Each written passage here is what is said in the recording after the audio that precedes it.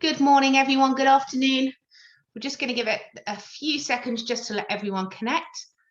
But thank you very much for joining us on hopefully this sunny morning, wherever you are.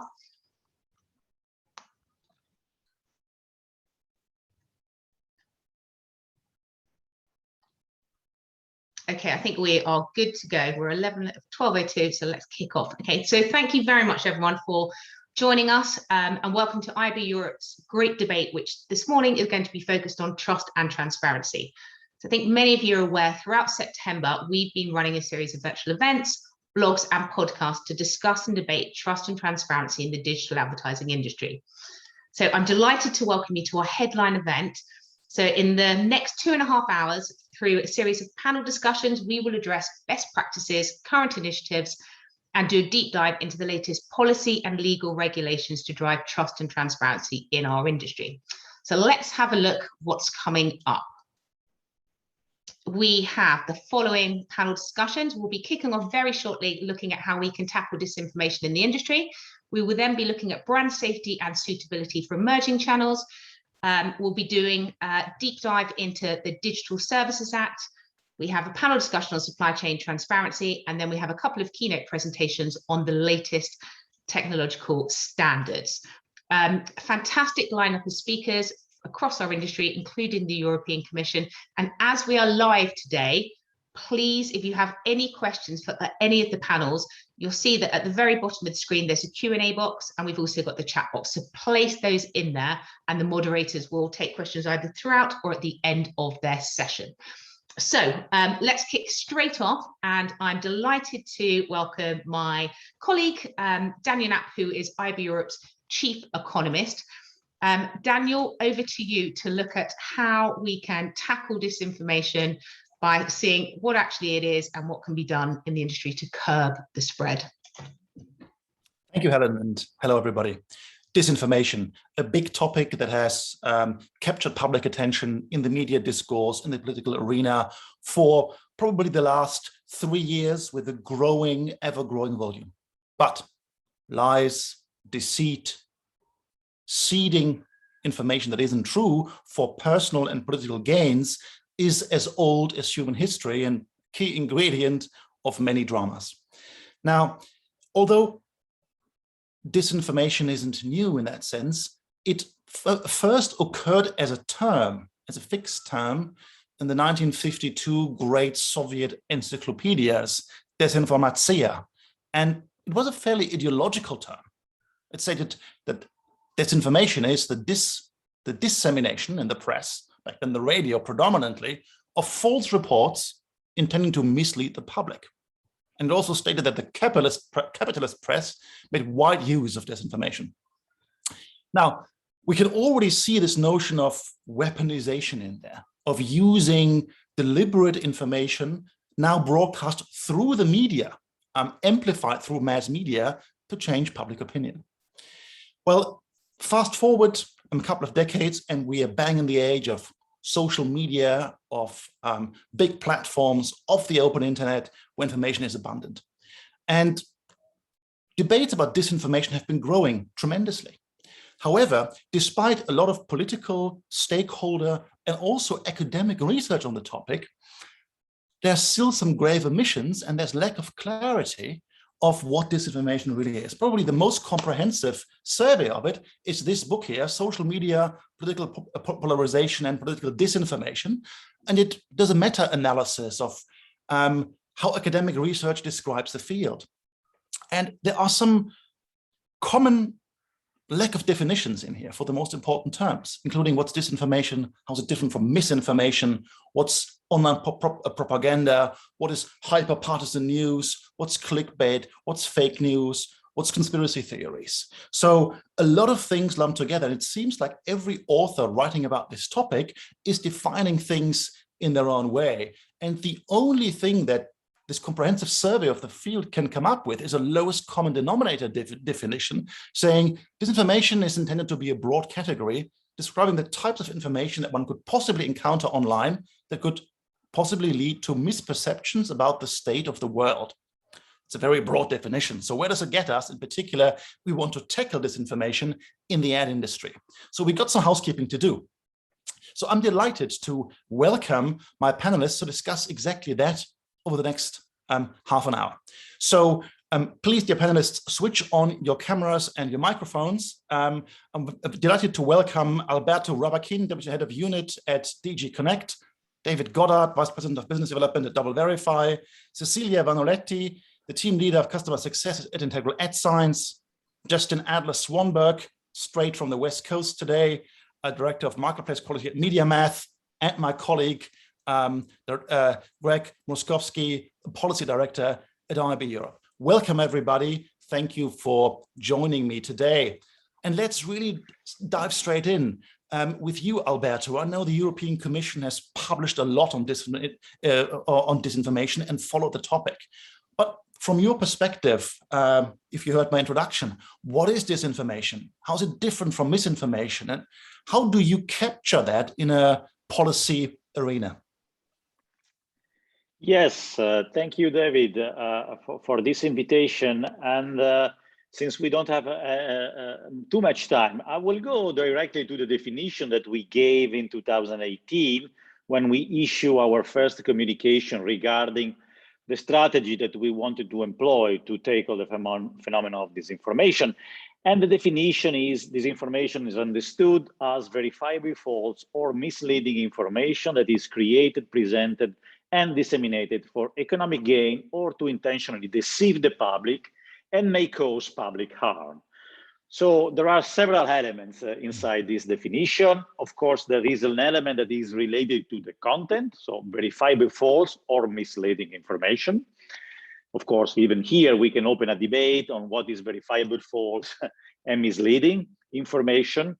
But anyway, I just wanted to list the different elements that compose this definition. So an element related to the content, an element that is related to how the content is created, presented, and disseminated.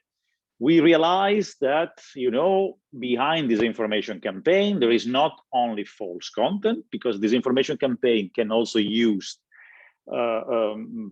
can also be based on misleading content that is not necessarily false. But these disinformation campaigns are characterized by a certain behavior that malicious user undertake to spread disinformation. They use automated amplification through bots or fake accounts, for instance, to make sure that their campaign becomes viral.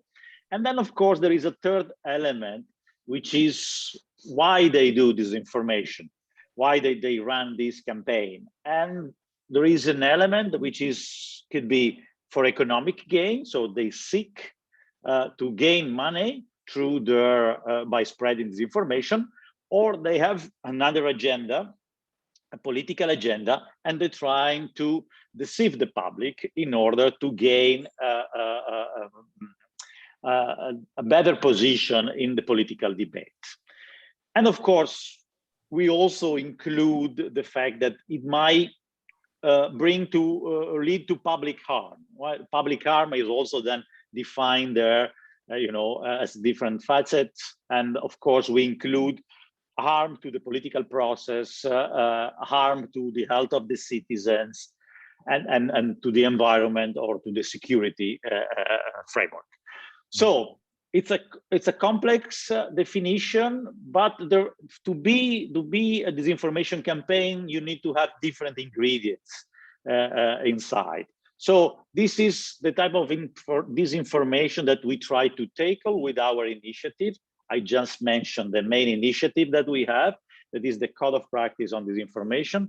That is a self-regulatory initiative, let's say, that we push for, that major online platform have taken on board, and they are working now on a revision of this code that it was implemented in 2019 to be a little bit more focused on the audience of this event.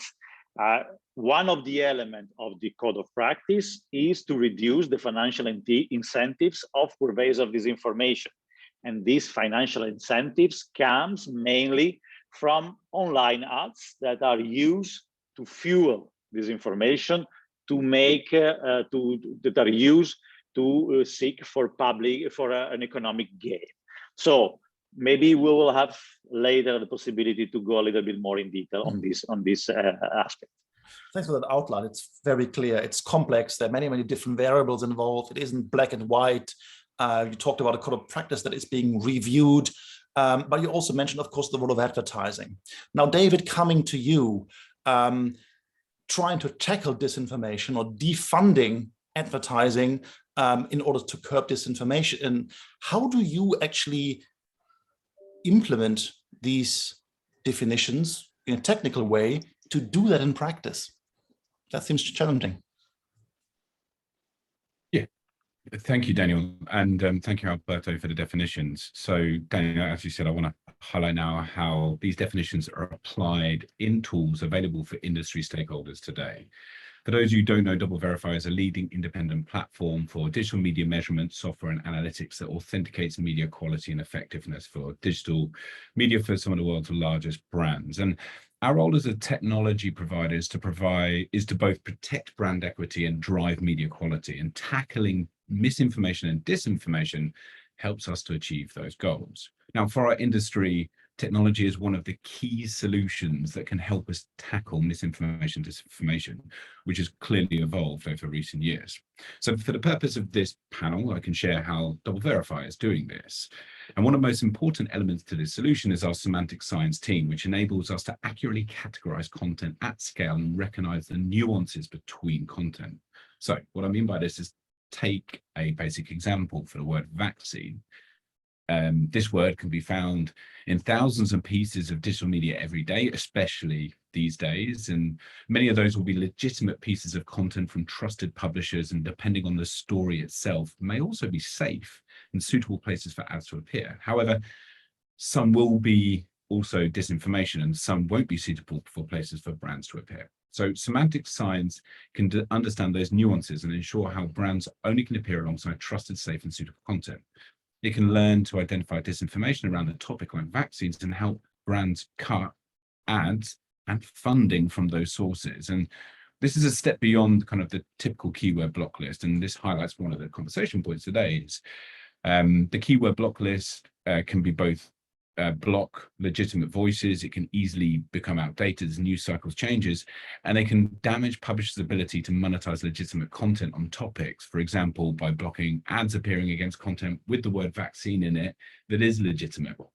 And this was one of the challenges which we've seen, like we need to address as an industry, because this can lead to a deterioration of relationship between brands, agencies, publishers, and tech providers, which is only going to impede the industry's efforts to tackle this important issue such as misinformation, disinformation. So utilizing nuanced tools to tackle this issue is critical to enable the monetization of legitimate content and the defunding of disinformation. You already highlighted how definitions that Alberto highlighted can be put into practice. Let's zoom out a little bit and say, why are we doing this as an industry? Why is disinformation such an important topic in the industry? Justin, with MediaMath, you provide DSP capabilities. You are deeply embedded in the world of media buying. So what do you think are the biggest challenges that the specter of disinformation causes to us as an industry, digital advertising and ad tech in particular? Sure. Well, I think that there is a challenge that's particularly around, some of the descriptions that were given already for disinformation.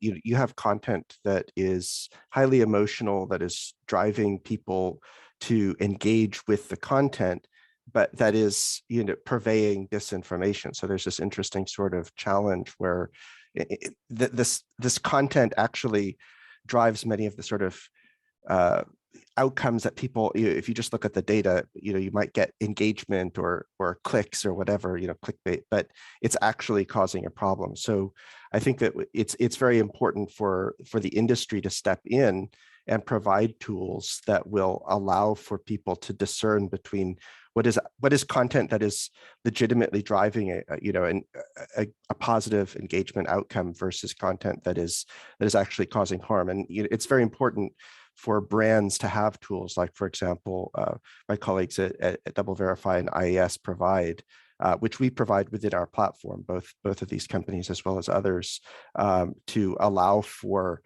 clients to make sure that they are monetizing that inventory, which is actually going to positively drive their outcomes in a way that is consistent with, supporting quality advertising, quality content, et cetera. So it's this challenge. You need to have these tools to sort of step in and mitigate. Otherwise, you end up supporting a lot of these things that are going to drive people to engage, but are not really, great for the social situation because of disinformation and such. Mm-hmm.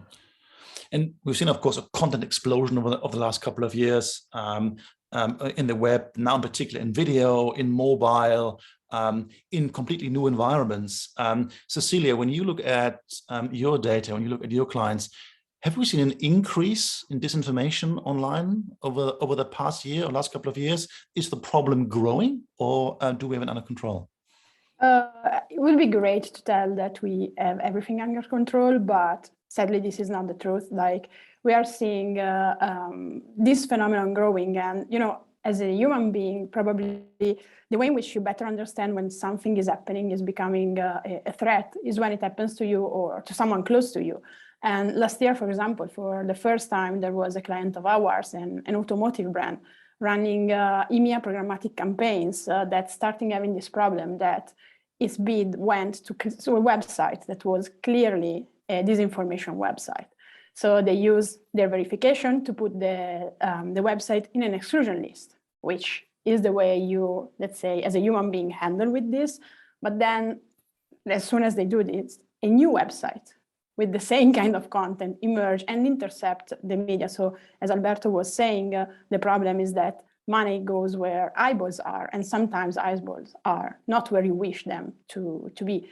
So what we've been doing in that case is, switching the approach, going towards automation and work to pre-filter content, as also David was saying, using sentiment analysis, semantic technology, using natural language processing, and also the capability of reading emotion to really figure out what is disinformation before a bid is there, before a banner is there, before money is there, and solve the issue. And another cool data that we learned last year, cool for this conversation, but not cool in general, is that in 2020, among all the misinformation domains that we identified 35% were completely new. We never saw them before. So yeah, the phenomenon is growing. We have numbers and histories to tell this.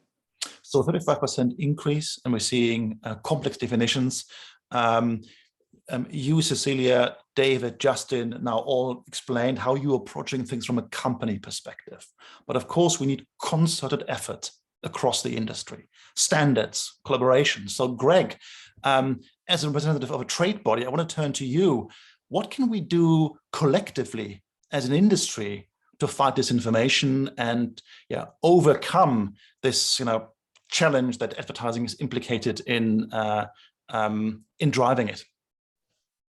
That, I think, is a pertinent question, and I think I would like to give a very clear-cut answer. Probably it's not possible, but it's clear to us that investment of the whole chain remains key. I think David spoke about the deterioration of the relationships between different parts of the industry. Alberto did mention that we have seen investments from the big tech, but he also did remark, I think, that the code of practice, for instance, is supposed to be a very flexible tool, accommodating for the needs of more players. So from our perspective, I think it is critical to bring to the fore these different perspectives when we speak to other stakeholders, and these may be stakeholders in the broader digital advertising ecosystems, advertisers, agencies, ad tech publishers, but it can be also other actors that are part of this conversation. So indeed, platforms or different type of digital properties, but also fact checkers and other commercial products that would help to understand what disinformation is, or where the issues lie. And maybe I will just close it saying that indeed there are, you Daniel mentioned standards, for instance.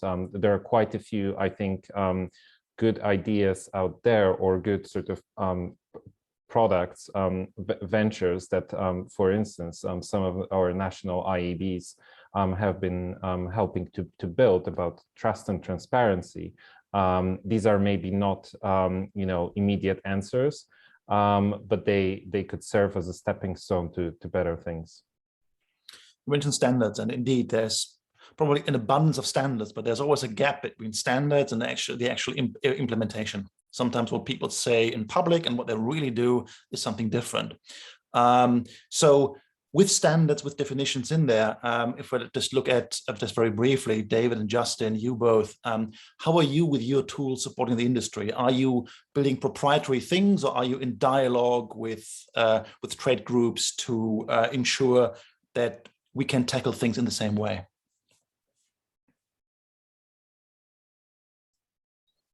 I don't mind jumping in here.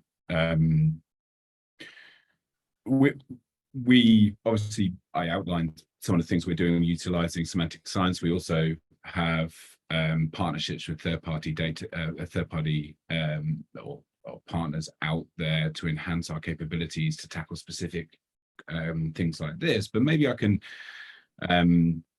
talk about maybe an industry level, because we are actively involved in IAB Europe, as many of my colleagues on this panel are, and also we're leaning into the code of practice, which is really important, that Alberto and his colleagues are doing at the European Commission level.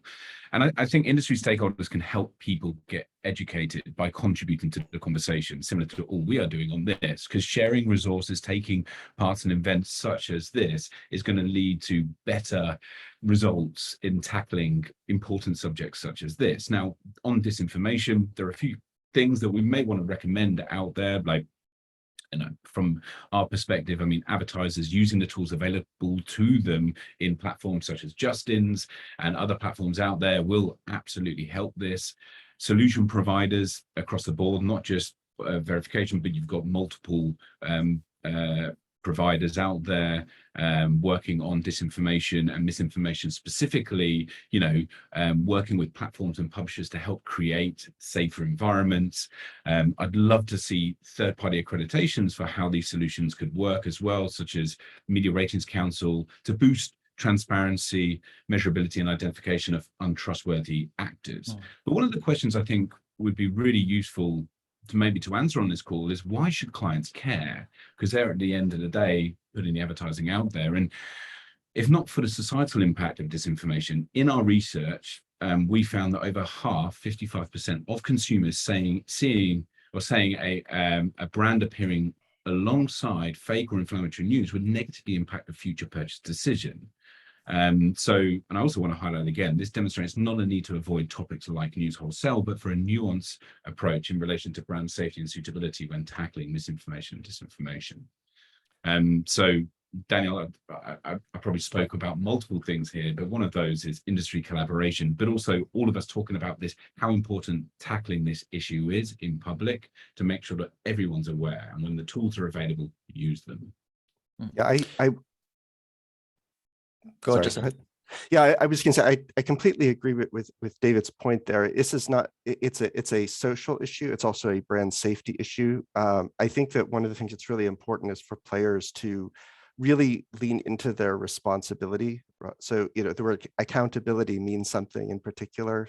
At Media Math, we've taken a position via our source initiative on accountability, addressability, being aligned. So it's very important to take a public stance, but actually support it, right? So, we support tools like DV and IAS. We also work with the Global Disinformation Index, where we basically use a list that they provide us that allows us to block the worst of the worst that's across our whole platform. So You know, you have to sort of lean into your responsibility to do these things. And I think the clients expect that because they're not in the business of identifying all this stuff. So they rely on these tools to do. It's an interesting term, leaning into responsibility. I'm going to come back to you, Alberto. When you see what the industry is doing to tackle disinformation, how is this supported at the political level? How are you looking at the industry and how are you trying to potentially kind of build partnerships to solve this together? Yeah, well, let me say that from the political level, we have a lot of support. This is one of the priority of the Commission. So we have commissioners engaged in this battle, let's say, against disinformation.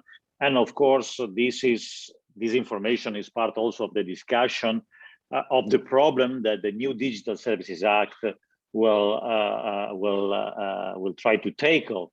And of course, there is an underlying discussion between the institution now to finalize this new act. So our effort is really here, and specifically on the issue of monetization of disinformation or demonetization of disinformation. Is really our willingness is really to bring together all the actors that plays a role in the online advertisement chain. And of course, we have seen progress in the willingness of these actors to work together. And this is also why we are calling for a new type of signatories to come and join the code, because we see that enlarging the participation can ensure a more effective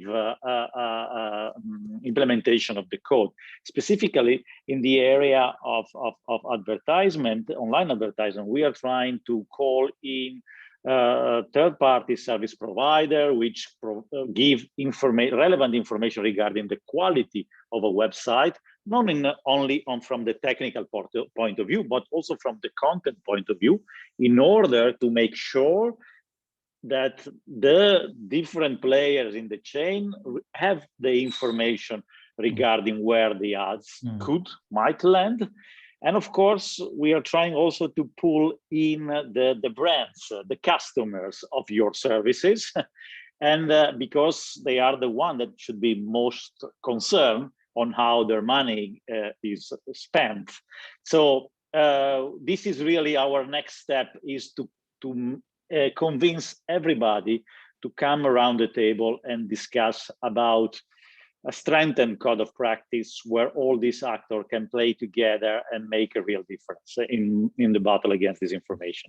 Thanks for that. I can see potential for public-private partnerships. We see it a lot often in the fintech regulation with high-frequency trading, RegTech, and so forth. I think this is really one of the things where economic, social, and other factors come together, which really necessitate, I think, probably stronger than ever collaboration between industry and policymakers to fill skills gaps, to understand definitions, and so forth. So I think it was very good that we had all these different perspectives on the panel, and we're already out of time. Just Cecilia, I want to close with you just in 30 seconds.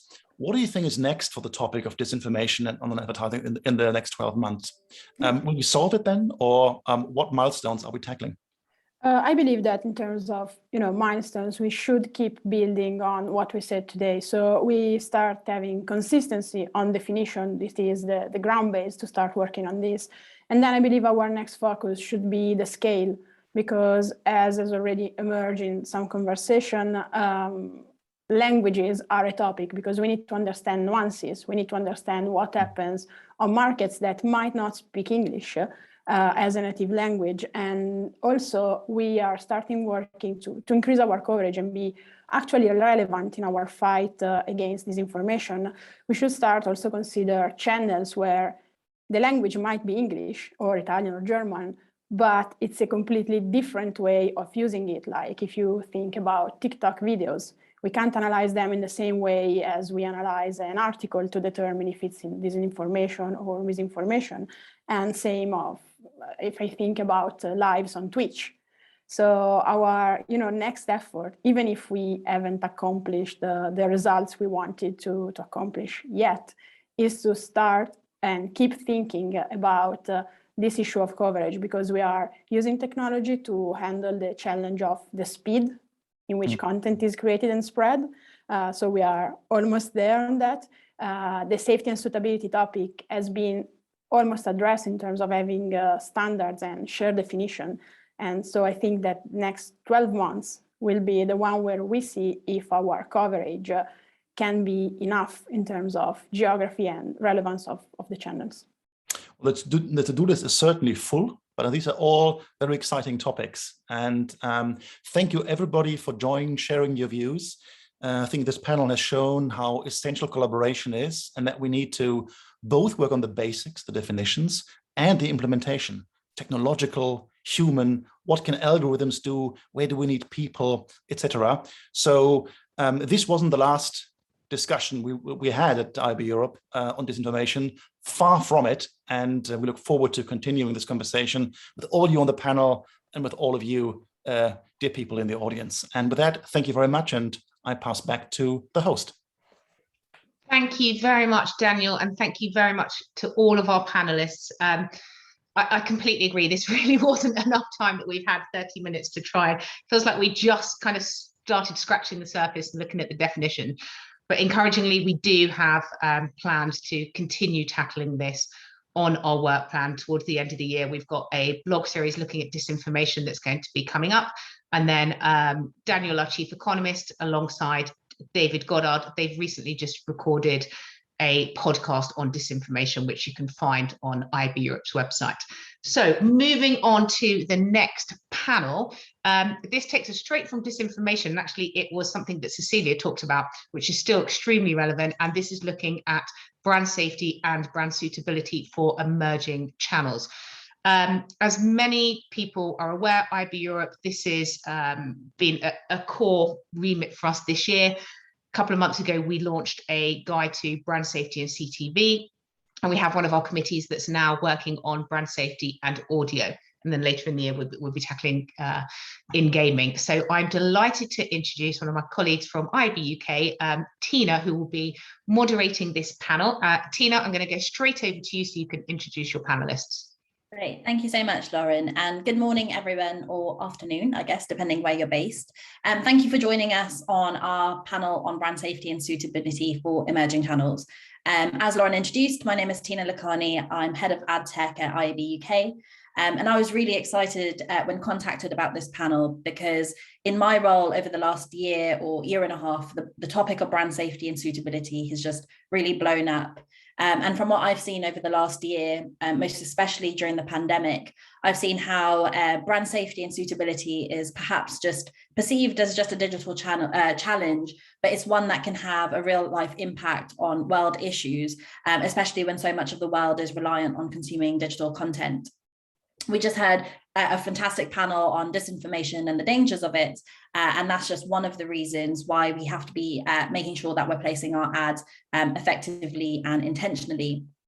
And this conversation about how we get brand safety and suitability right within emerging channels is a really important one because talking about this topic early on provides us an opportunity to consider some of the learnings we've made in more traditional digital channels and to consider how we can apply them to new channels in effort to help us avoid making the same mistake in emerging channels.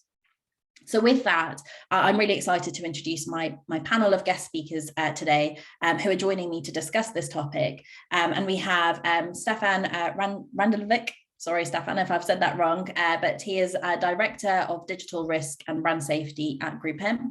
We have Bahar Bozdogan, from Product Marketing Lead of Measurement at TikTok. Dave Burton, Senior Director of EMEA for Head of Product at Samsung Ads, and Craig Ziegler, SVP of Product from Integral Ad Science. Thank you all so much for joining the panel this morning. Stefan, I work with you a lot, and we've worked a lot on this topic over the last year. I know you basically live and breathe this topic, so maybe if I come over to you first to just give an introduction before we get into the thick of it, to just give us an introduction of what is brand safety and suitability and what are the difference between the two. Yeah, absolutely. Thank you, Tina, and thanks to IB Europe for having me here today. So the difference between brand safety and suitability is that brand safety is type of content that should never be monetized. So it is the content that not only, you shouldn't think whether your advertising is adjacent to, you should never receive any monetization opportunity. And then we have the brand suitability. Brand suitability basically goes on scale from high to low risk. And it is very much, as the word says, it is very much defined what is suitable to a specific brand. So brand safety is for everyone. Brand suitability is specific to a brand. And one final point is, in the preparation of this call, we had somebody asked, but is this topic mentioned so many times, or have we discussed it so many times? And yes, we have, but I think while we are thinking so much about suitability, we forget the basics of the brand safety. And that's what I wanted to really stress. Brand safety as a challenge is not gone. We are still funding disinformation. We are still funding lots of bad content, including some harmful content, including terrorist content, child endangerment. So that is something that we have to keep addressing while developing the suitability solutions. Yeah, definitely. Still a long way to go in making sure that we've resolved this challenge, even just within the traditional channels. But Dave, actually, that leads on quite nicely to thinking of brand safety and suitability within emerging channels. I mean, listening to what Stefan's definition is, do you think that brand safety and suitability looks different in new and emerging channels like CTV, for example? I think the principles are the same, so the concepts would all be aligned on, but then, the devil's in the detail as always. And, I can talk from the perspective of CTV. And as I say those three letters, people have a different idea of what CTV might mean. Some people immediately jump to an in-stream video ad. Are you buying CTV? Is CTV on your media plan? But for me, particularly in a product perspective and working at Samsung from a device manufacturer's point of view, the CTV is the device itself, the smart TV, the connected TV. And I guess the lens through which we view everything is we're a consumer-facing company first and foremost. So anything that the ads product team are doing to show ads in that environment has to be complementary in terms of brand safety. It's a given, and brand suitability is also a given for us. It has to be. Is led by the consumer-facing product managers, because without the consumers, we don't have an audience to monetize. So we have to make sure that everything we're doing in that environment is upholding those two principles. And there's lots of different ways we can do it through policy and emerging technologies, and also some more foundational technologies that we implement. The challenges are the same, but the means in which you uphold brand safety and suitability are dependent on the environments. And I think probably everyone here knows that connected TV as an environment is a lot more advantageous in this space, because it's such a closed ecosystem at the moment. We own and operate everything that's going on the TV, from the ad units that we serve around the navigation menu. We call them native engagement ads, or really content discovery ads. So that bit about suitability, if someone's paid £1,000, £2,000 or dollars for a TV, they don't want to be bombarded with irrelevant ads. So a lot of the ads that they're seeing are a content discovery ad. So Apple TV Plus might run ads to promote the Apple TV Plus app. Now TV might run an ad for the Anthony Joshua fight last Saturday, which we won't talk about, and we'll wait for his rematch, and so on. So you can see naturally, it's not just the content, it's the device itself. And then when you get into safety and suitability as well, a mobile device is very one-to-one. A TV is a shared device in the home. Often there's children, under 18s in the home. So again, we've got to be very, very careful about the types of content and ads that we serve around that environment. So again, policies, the obvious is no violence, no politics, no religion, and all that kind of stuff. So you can see from a TV perspective, and there's some examples there where it's more locked down, it's more owned and operated, but the challenges are the same from a principal perspective. Yeah, really, really interesting point, especially from the one-to-many perspective. I hadn't even started to think about that. Bahar, I know that TikTok have done some research on this area recently, so it'd be great to come to you just to get some of the findings that you had. Absolutely. Thank you for the opportunity. In understanding this topic deeper, we did research earlier this year as part of our product development process. And I can share a couple of high-level findings. So firstly, we found that traditional verification methods, and this was mentioned in the earlier session as well, such as keyword lists or block lists in general, could take a sledgehammer approach to brand safety and suitability, and this could result in higher costs or just general impact for performance. So the finding is that the advertisers are looking for a solution that would allow them to customize to their needs and protect our reputation. Secondly, we found that advertisers are looking for partners that can provide controls around the GARM framework. So this is the importance of standards and how this applies to across safety and suitability. And then another one is transparency in reporting. So ideally via a dashboard, and post-campaign reporting is vital to ensuring the effectiveness. When this is in the context of either first-party or third-party suitability verification solutions. Yeah.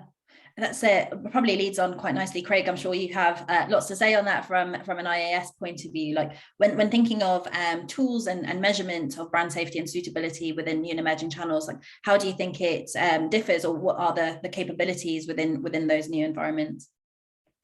Yeah, thank you. It's a very good question. So, when I think of let's say traditional digital channels, many of those are text-based in terms of the media. And how they're consumed, and tactics like keyword block lists were used because of the text-based nature of the content. In many of these emerging channels, the media that we're talking about is heavy image, video, audio. Very few of it is text-based content. So when you think about brand safety, brand suitability in these emerging channels, the ability to do image classification, video classification, the classification of an audio track becomes really important. So that's one. The other one is, and this doesn't apply to all of the channels that we're talking about, but some of them can be UGC or created content, right? And oftentimes, metadata associated with that content is much more sparse. There's not as much metadata. It's maybe less reliable. So again, this comes back to the need to be able to look at a video and understand what the context of that video is, for example, to really understand what's going on at a content level. And to do suitability and safety properly, we need to understand the content level, what's happening within that piece of media. How far along are we in terms of, you mentioned that a lot of the technology that currently exists is around measuring text-based and the need to evolve. Like, how far are we in terms of like having those solutions available? Yeah, there's a lot of advancement. So I know at IAS, we've invested very heavily in this technology this year. There's currently a beta testing that we're doing actually with TikTok on this point. We view, if you think about, social platforms, for example, we view this technology truly as the foundation to be able to help brands with brand safety and suitability in social feeds, as an example. And eventually, getting to a video level within CTV or a show level within an audio platform, as an example. So really, these capabilities, which we've invested in, we view as foundational. Great. Dave, I know when we were speaking previously, you mentioned around some testing that you're doing with partners within the CTV environment. I just wanted to give you the opportunity to jump in here to share some of your thoughts of what kind of the use of tools looks like within CTV environment. Yeah, sure. And as Craig was talking, a lot was going off in my head to sort of reaffirm what he's saying. As I think as a TV manufacturer, consumer-facing business, that's our focus as a company, and therefore we turn to partners and expert partners like IAS, and also we work with companies like Publica that IAS have recently acquired, and they're doing some really interesting stuff in this space. As Craig was talking, it's largely text-based traditionally, but we have to turn to what's going on through audio and visual within the content itself, particularly the ads that are being served. If we're talking about the alignment of ad content with consumer-facing content, So we can put all the policies in place we want, but they're largely dependent on people and honesty of people, and also the fallibility of people. We make mistakes, so being able to turn to reliable technologies to verify, but also ensure that the right ads are being served in the right place and content. And we partner close with IAS and Publica, and they're doing some really interesting stuff in this space. And I guess there's two parts to what we do. There's our owned and operated environments, but then part of our ads proposition is the ability to extend the campaign into the home, the devices, and publisher content into the home. So if an automotive company is serving ads within our free streaming ad, Samsung TV Plus, or the other apps within the TV environment, we've got a lot of control over that. But as we turn to the other devices in the home, so they might be mobiles with mobile apps, web browsers, websites, and other CTVs in the home, and the apps on those, we turn to IS to help us verify where those ads are being extended to. And a lot of it's in real time, and arguably more reliable than human-based policies. So yeah, it's a really interesting space. Yeah, we're glad to be partnering with them. I guess within what Craig was saying as well, you mentioned, Craig, the partnership with TikTok. So Bahar, maybe I come to you with a question just around well, your platform is entirely UGC content, like completely creator marketing, and so it'd be great to hear from you around how you think brands should start thinking about building brand suitability and safety profiles across emerging channels like TikTok, for example. Absolutely. Yes, so this is especially important on TikTok. Our content is immersive, visual, viral, and of course, creative. So unlike text-based solutions, in this case, our machine learning model uses text. So we incorporate text, audio, video, and image to be able to classify content at a scale. And this is our approach to both first and third-party verification products. And our first-party brand safety inventory filter, which is currently being in beta testing, as well as the third-party verification solution that Craig mentioned.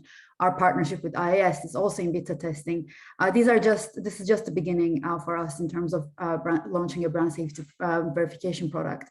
And through enhanced machine learning and going forward as well, we'll be able to ingest new data points and enable solutions faster with better and greater accuracy. And this is what we can advise to advertisers as well.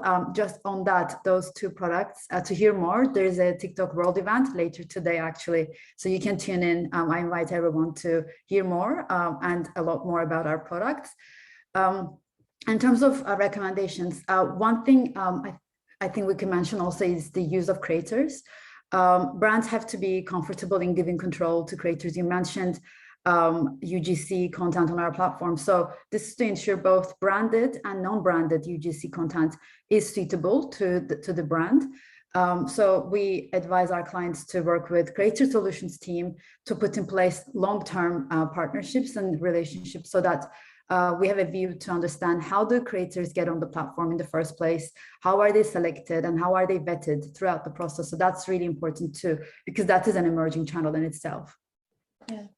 And Craig and Stefan, I guess you're in a unique position unique position somewhat to be able to work with advertisers on a more holistic level of their brand safety and suitability approach. So I guess maybe from a more holistic level, Stefan, if I maybe come to you first, like how would you recommend brands consider building their brand safety and suitability profiles across emerging channels?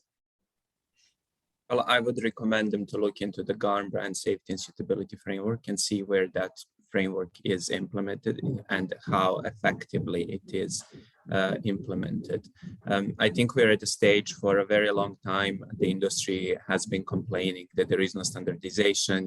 We all think differently, and we're at a stage where that standardization has been achieved to a certain extent. So I would urge everybody, I'll use an expression from my own language, not to invent hot water and to create additional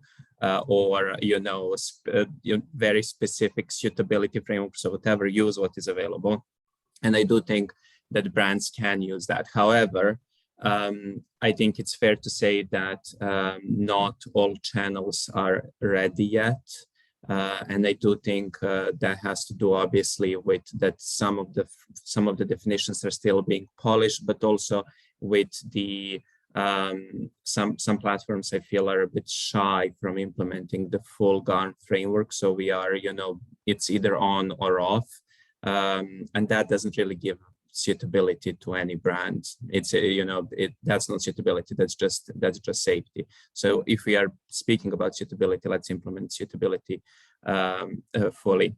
In the meantime, brands can use what is available, different inclusion exclusion lists where they exist, or different categorizations, and they should work with their agencies to map those categorizations to the GARM framework to understand where they sit. Are they low or medium or high risk?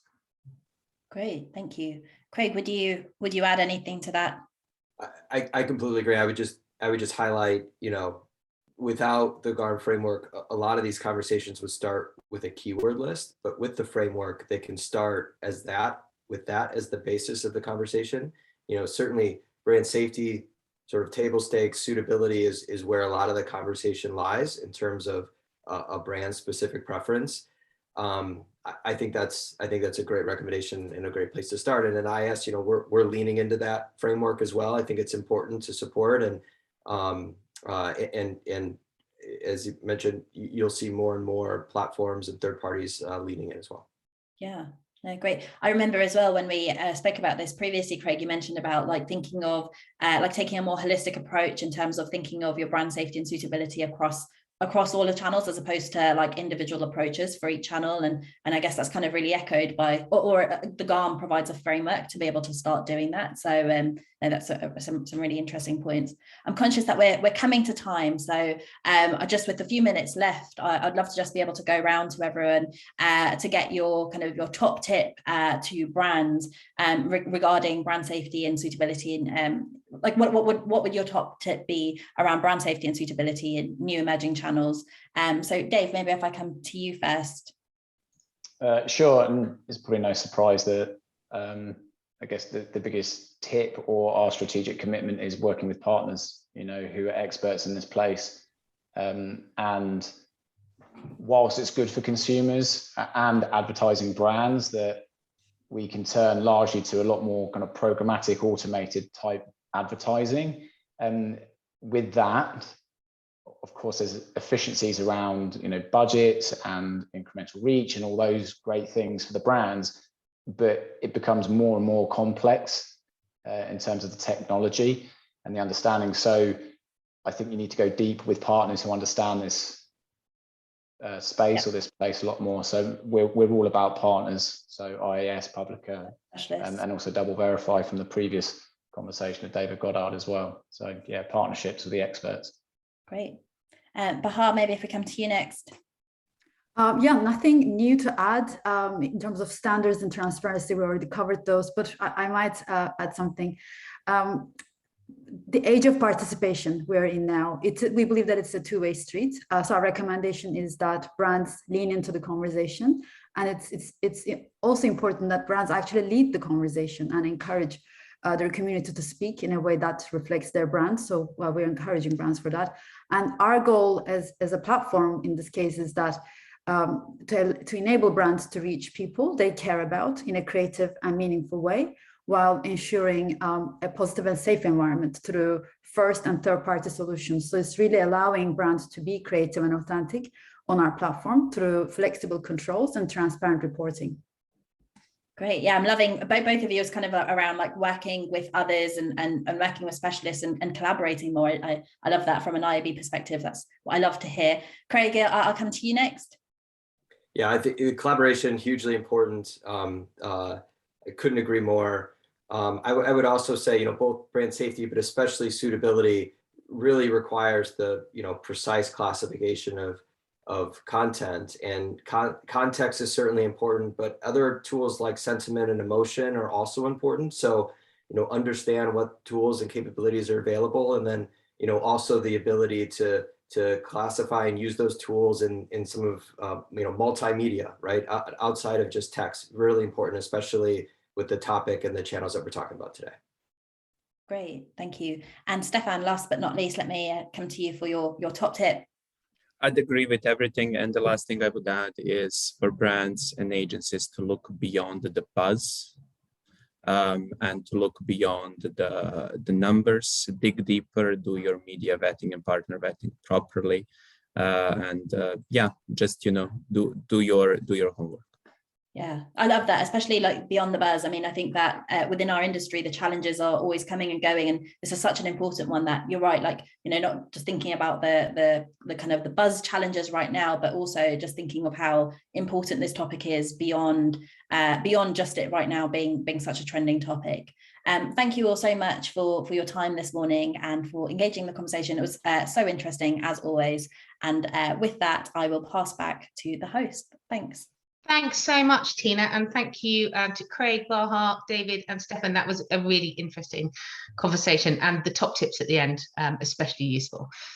And I should actually say a big thank you to Stefan as well, because you sat with me this week and we recorded a podcast looking at just this subject, brand safety and suitability for emerging platforms. So that should be coming out in the next week.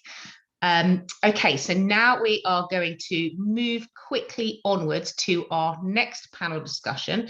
And I am delighted to introduce IB Europe CEO, Townsend Feehan, who will be moderating this panel. So we're going to be switching it up, and now we're going to be looking at the policy side. And this panel which is configured of industry association leaders from advertising and beyond. You can see here, they will be discussing the latest status of the Digital Services Act, detailing what it means to them and the stakeholders that they represent, including startups, SMEs, and entrepreneurs. So let me just check we've got everyone connected. Looks like we're just getting the last person. Tanny, I'm going to hand it straight over to you so you can introduce your panel and dive straight into this subject. Good stuff. Thanks, Helen. You guys can hear me fine? Yes. All right. I see a nod. That's good. So yeah, indeed. So this is after some really interesting and important company perspectives. This is this panel brings together some industry association experts who are representing a multiplicity of members from different stakeholder groups. And we're going to talk about the EU's big bet, one of the EU's big bets right now to do something important about trust and transparency online, which is the proposed Digital Services Act, proposed regulation on DSA. So I will I'll call on each of my panelists in turn for a quick introduction about your organization, and maybe a word or two about how digital advertising fits into your members' businesses. Maybe I start with Agata Boutanos, who is director of the Brussels office for the European Enterprise Alliance. Very nice to have you with us. Do you want to describe a little bit what ZPP is, and kind of what your perspective is, the perspective of your members on digital advertising? Good afternoon, ladies and gentlemen. Thank you very much for the opportunity to join today's discussion. Union of Entrepreneurs and Employers is a Polish SME-focused employers organization based in Warsaw. This year, we celebrate the organization's 10th anniversary with 4 years of its representation towards the European environment in Brussels. We represent approximately 50,000 members. That number stands for 500,000 jobs in Poland, 19 industry organizations and 15 regional organizations. 2 years back, we were proud to initiate and co-found European Enterprise Alliance, an alliance of employers, organizations, and businesses from Central and Eastern Europe. For us in the Union, targeted advertising is crucial for SMEs, companies that sell their products and services online. It is already deeply embedded within the market and outright changes proposed by the parliamentary committees, and that would potentially in the longer term lead to even more disruptions in the market for them. Super. All right. How about Conrad next, whom I have had the occasion to meet a lot before, but not in the last year for obvious reasons. Nice to see you again. How about you, Conrad? Good to see you again. And thank you to the IAB Europe for inviting me and to the participants listening. So just a bit of a brief background to my organisation. I'm today representing the Advertising Information Group. I actually have two roles. I also work for the Advertising Association in the UK. Now, the Advertising Information Group, it's an informal network which is formed from 3 national advertising bodies. So that includes the German national advertising body, ZAW, and we've got the Austrian body, which is called WKO. And then within this informal grouping, we have a number of trade bodies which are based in Brussels. So IAB Europe is one. We have the Magazine and News Media Associations, EMPA. We've got EGTA and we've got FEDMA. There's also the Communications Association. So it's quite a broad range of people, including the radio sector as well. So it's a very broad range of sectors that we meet regularly on a monthly basis. It's all done now virtually, of course, with the pandemic. But we basically come together to discuss things which affect advertising in general. That's lovely. Thanks very much. And lastly, Benedict Blomeyer is Director EU Policy of Allied for Startups. Benedict, you want to say a little word about Allied for Startups and your thinking on digital advertising amongst all your other topics? Sure. Well, first of all, thanks for the organization and for the invitation. For those of you who do not know us, Allied for Startups is a global network of 45 startup organizations. So our members include Startup Poland, Startup Canada, Startup Malaysia, and the sorts. And our mission is to give these startup organizations a voice in politics. And of course, the DSA, you mentioned the acronym already, is a big priority for us. And maybe to just give one sentence or 2 sentences on where ads affect us.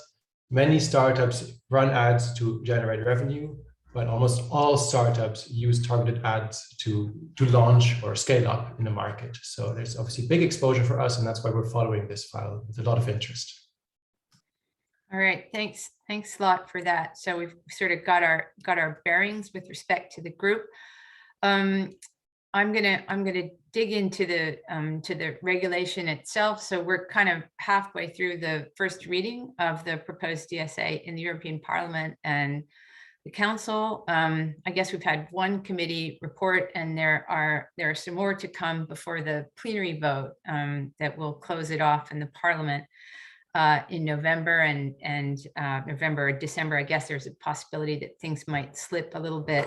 The regulation is obviously not mainly about advertising. It's sort of incidentally about advertising, and in the Commission's original proposal, just had some additional transparency provisions, but it's become obviously the occasion for much broader discussion about digital advertising, targeted advertising, and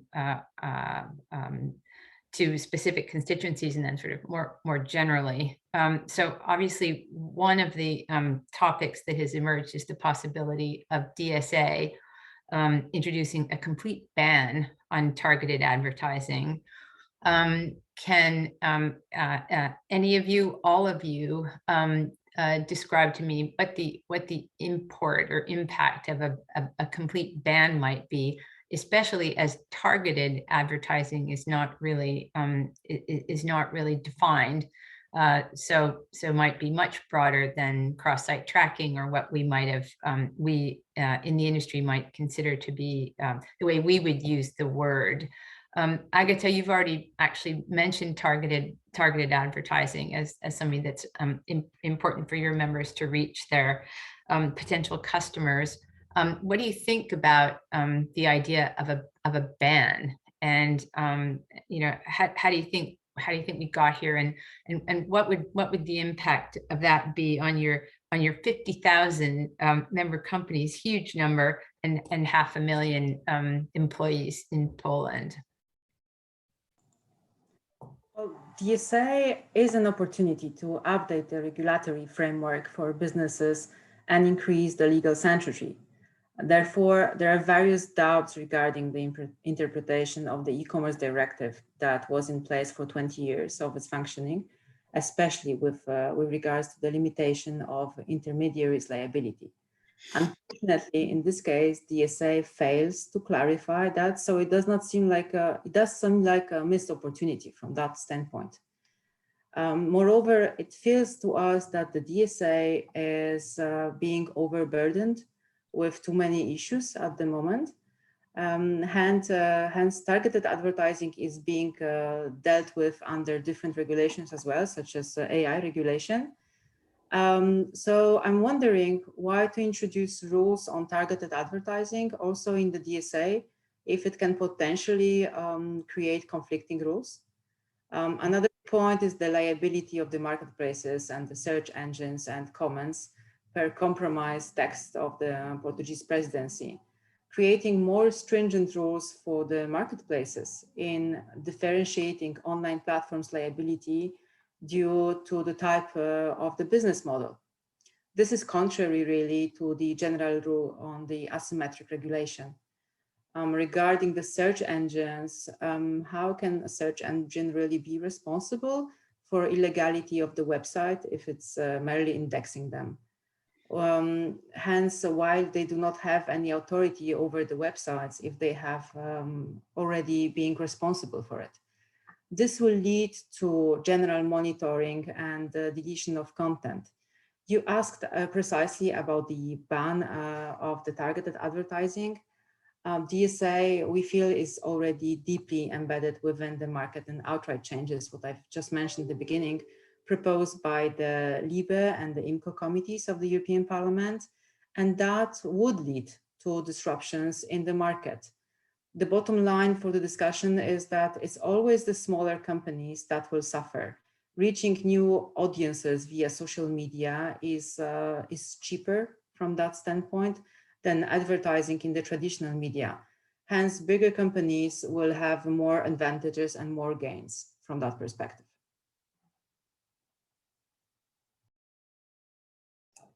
I dropped there and had a little interruption in my signal. Thanks for a very, very comprehensive answer, Agata.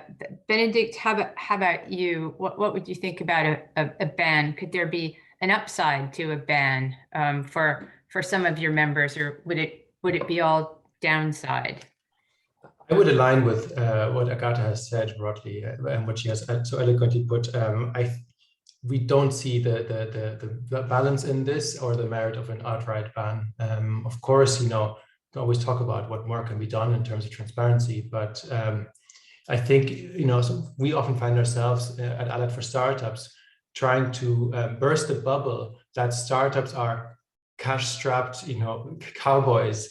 Actually, they have far less resources and usually higher ambitions than players in the markets. And target ads specifically level the playing field in a way and give them a chance to compete. So thinking of the two constituencies I mentioned at the top, startups running ads to generate revenue, and the ones using targeted ads to launch, both of these groups would suffer or have a harder time challenging if an outright ban was in place.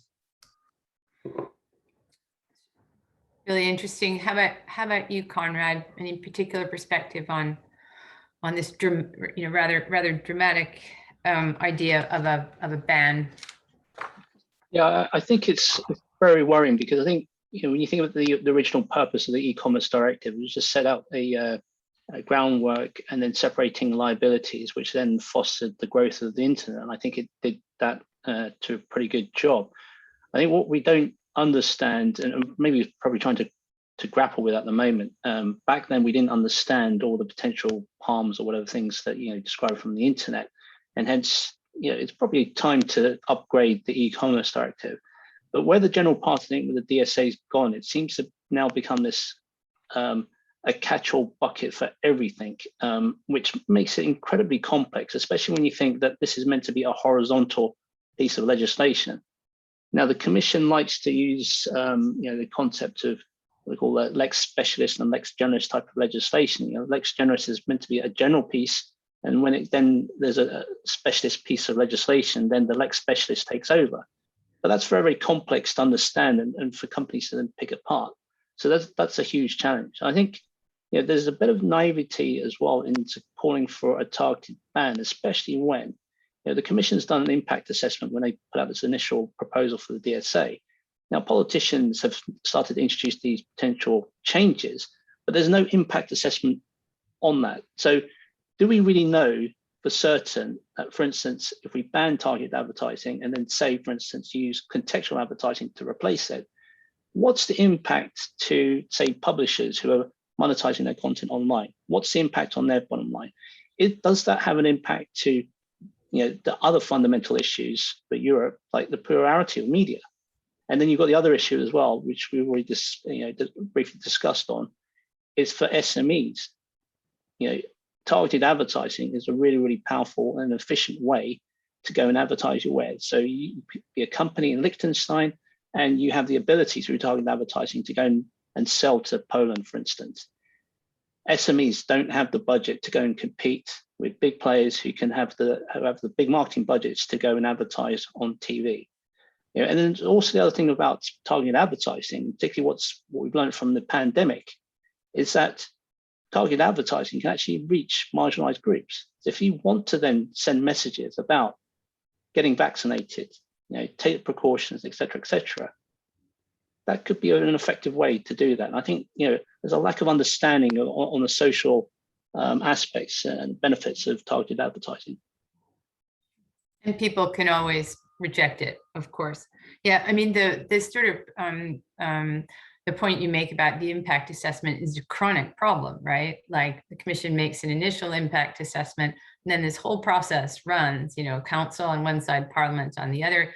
They throw in a lot of other stuff for which no impact assessment or the same procedure as, same requirements that pertain for the Commission proposal don't pertain, and we only find out afterward.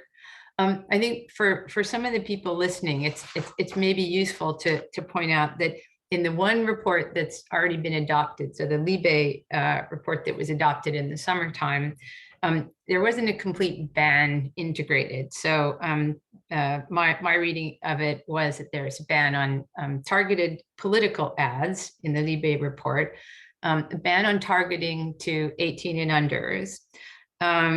Interestingly, a language that would, well, maybe I hold off on that one, but obviously there are these three other committees in which the idea of a ban could resurface.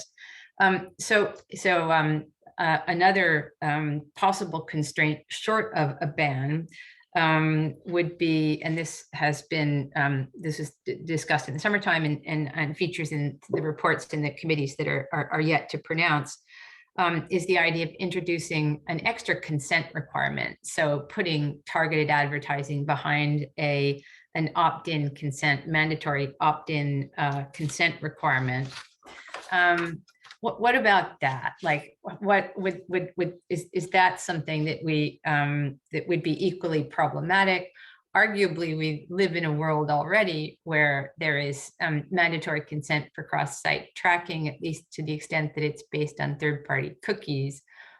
So would it be a big deal, to introduce this supplementary consent requirement?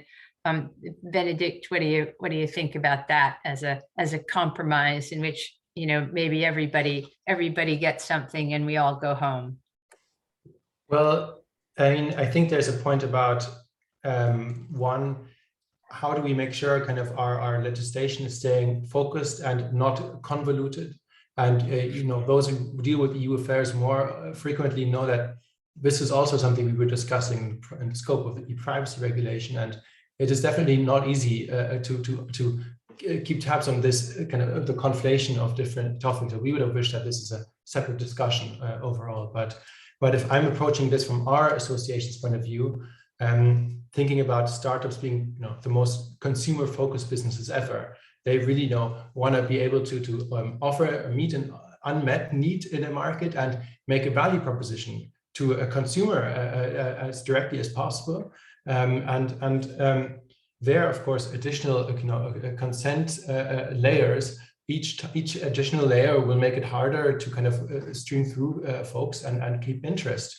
And I would just add on this that, you know, there's often the view that, or kind of, there's a bit of a mainstream view that this is always happening to help consumers. So many of our members are approaching us and saying, hey, actually the platforms and startups we represent, they are doing something which benefits consumers. If you think of an online customer review platform, you know, which runs targeted ads to generate revenue, or, you know, other platforms, you know, where you can kind of compare things online, or, you know, you can get platforms where you can book a tutor for your kids. These are platforms which generate revenues with targeted ads, but they have a clear and proven consumer benefit. And so we shouldn't get this backwards either, that this is only going to benefit consumers if we go down this road. Sorry to kind of make a sidetrack, but I thought it was important to make that point.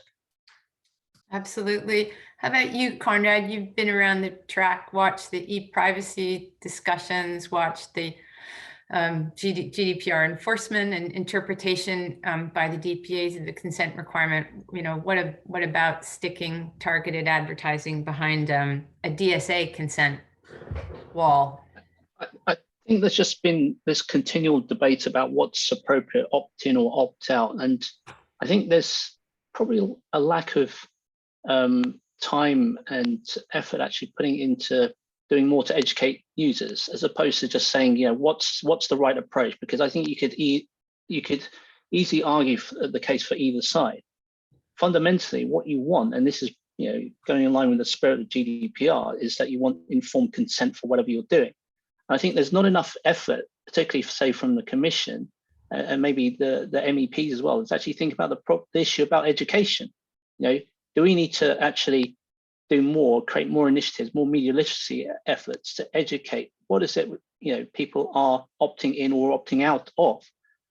So I think that's a real huge focus that's not been really discussed that much. I think more effort needs to go into these educational programs, because you know, I don't want the situation, and this is common for everyone now, that you get consent fatigue, you get overloaded with all these options on there, and just people just, and in the end of the day, they'll just be lazy and just press OK or whatever, accept the default. But then that can create unintended consequences. So, for instance, going back to my other point about, you know, revenue models for publishers, does the deliberate have to opt in? Does that have an impact on publisher business models? I mean, that's another question that needs to be looked at. Yeah, sometimes I think it feels like Europe is good at proposing new laws and a little weaker at enforcing them. And then, as you say, Conrad, sort of helping helping consumers and companies to understand and implement them.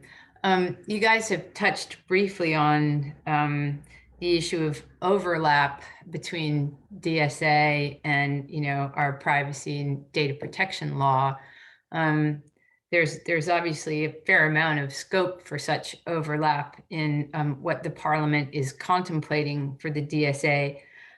Is there a particular sort of SME or startup angle or concern with respect to the prospect of multiple enforcement agencies or apparatus being operative in every market? I don't know, Agatha or Benedict, does either of you want to speak to that point?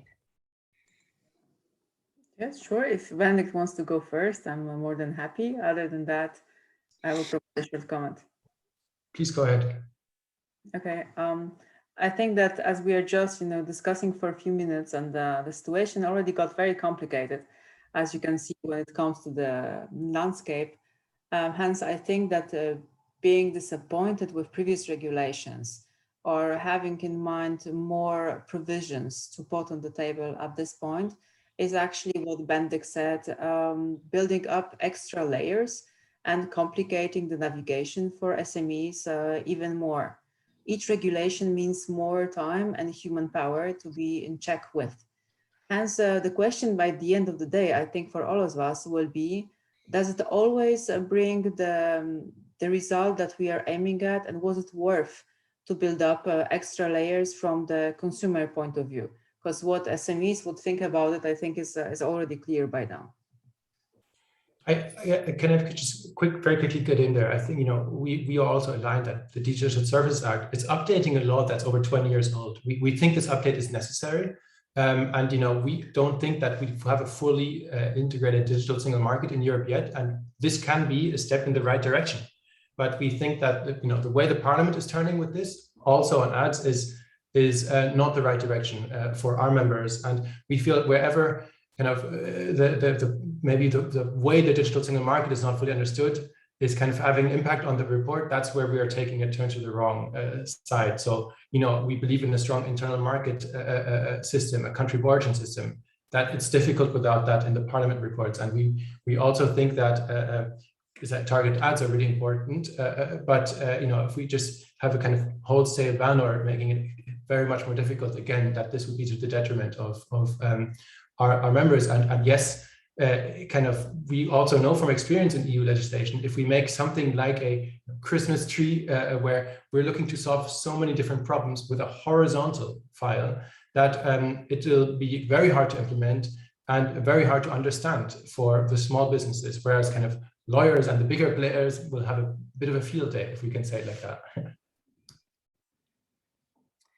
I've noticed one of the topics we've become aware of recently is the you know, some noise from certain quarters about the horror of consent spam, you know, the excesses of, and it's interesting to see how that discussion is playing out post Brexit. There is language in the report adopted in Libe that would actually prevent a website from trying to solicit user consent if there was a browser setting, do not track type browser setting. So browser level no, and then a sort of mandatory obligation on websites to respect and not even ask, you know, a favorite publisher, not even to ask for consent. Conrad, do you think people have noticed this? Do you think publishers and operators of other websites have noticed this? And does that look like something that might slip through? I think it could have pretty significant negative consequences. Yeah, I think you're right. It's I think the general issue here is to understand, and you know, what you're looking for in terms of the public policy objective. You want users to give their consent, and then you do that in a rational way which the users can understand and keep it very, very simple. I think there's an issue here where it gets too complex, that you know, there's overload of information and people are not able to respond to it in a meaningful way. So it's coming to a point where it's almost counterproductive. From one sense, they were meant to make this simpler, but it's actually becoming more complex. And then, you know, it then becomes, and it's self-defeating. So I think this is where the policymakers need to really look carefully at this, and what is it they're trying to achieve here, and what's the best way? It's not always using regulation to create the effect that they want. Yeah, I think that what are we trying to do is super relevant when you look at the relationship between DSA and like the prior discussions we had this morning. It's essentially about, you know, trust online disinformation, misinformation, and it's hard to see how some of what we've been discussing in the last 30 minutes is actually going to do anything constructive about that. I think we're almost out of time. I want to thank each of you for making yourselves available. It's super fun to have access to the constituencies that you represent, and we're really grateful. And perhaps with that, I will ungraciously have the last word because I've run out of time to give it to each of you. But thanks very much. Thank you so much, Townie and Conrad, Benedict, and Agatha. That was a brilliant panel discussion. And I thought it was so useful for the audience just to hear about some of those benefits of targeted advertising that Conrad has especially brought up. So on to our next panel. And just before we do move on there, I wanted just to share that Daniel Knapp, our chief economist, who will be moderating this panel, a couple of weeks ago released a paper which actually looked at the socio-economic value of targeted advertising. So I'm just going to put a link to the paper in the chat box so that people can access that. Brilliant. Okay, so as we move forward, let's just check and see where all of our panelists. Here we are. Hi, Danny. Hi, Daniel. We'll just wait for everyone, just give it a second for everyone to connect. So we move on to our supply chain transparency panel. So this panel, as mentioned, is going to be moderated by Daniel Knapp. And Daniel, I will let you introduce your panel. Thank you very much, Helen. Supply chain, a fairly obscure topic happening behind the scenes, but if we just survey what's happening around the world across industries, we can see how crucial a functioning supply chain is for all industries. If we look at the UK, fuel shortages, lack of lorry drivers, a lot of downstream effects on consumers. If we look at the global supply chains, we can see that shipping times take longer, costs are exploding. In July 2020, it cost $2,000 to ship a container from Asia to Europe. Now it costs $14,000. Not just in advertising, but everywhere, supply chains are crucial. But in advertising, where we often have an intangible asset and things are happening behind the scenes algorithmically, we can't really see what's going on, it's even more important. And in particular, the topic about how transparent is our supply chain, not just how effective is it, but how transparent is it? How many actors are being declared? What information can we glean about the functioning of our ads and so forth? A topic that all of the panelists that are with me on here today have talked about at length in other panels, in op-eds, in their companies, because it's a huge topic for the industry. So I'm very pleased to welcome Lisa Kalushny from Programmatic, Francis Hudson from SourcePoint, Danny Kleiman from Xandr, and Fabien Counasson from Taboola. Welcome, everybody. And Fabien, I'm going to start right with you. You heard my little global contextualization. Why is the transparency of the supply chain so important in digital advertising today? So hi everyone, sorry in advance, I don't understand why my video is not working, so sorry for that. So yeah, let me answer your question. So basically the programmatic ecosystem is a very complex one where we find different companies providing different products and where they are all connected to each other. So basically this leads to a complex architecture that helps in a way advertisers to get access to multiple tools or features and software, but in another way, it also leads to a lack of transparency due to this complexity. And also, I want to add a second point, like our industry has been shocked by several scandals, like Facebook, for instance. So most of ad tech companies want to improve the transparency to first maintain trust, obviously, from our clients, and two, to find new ways to constantly improve the efficiency on ad dollar invested. Fabien, thanks for that context. I think transparency sounds like a noble cause, but it's also a term that many people regard in different ways. In particular, when we look at advertising transparency, what are we talking about? Are we talking about fee transparency? Are we talking about declaring all the actors in the programmatic value chain? Does it link to disinformation, i.e. where do ads run, that we had in a panel previously, or something else? So what really is transparency? And then we first need to define that before we can actually talk about making our supply chain transparent and thereby turning it from a supply to a value chain. Francis, I know you have some strong views on that.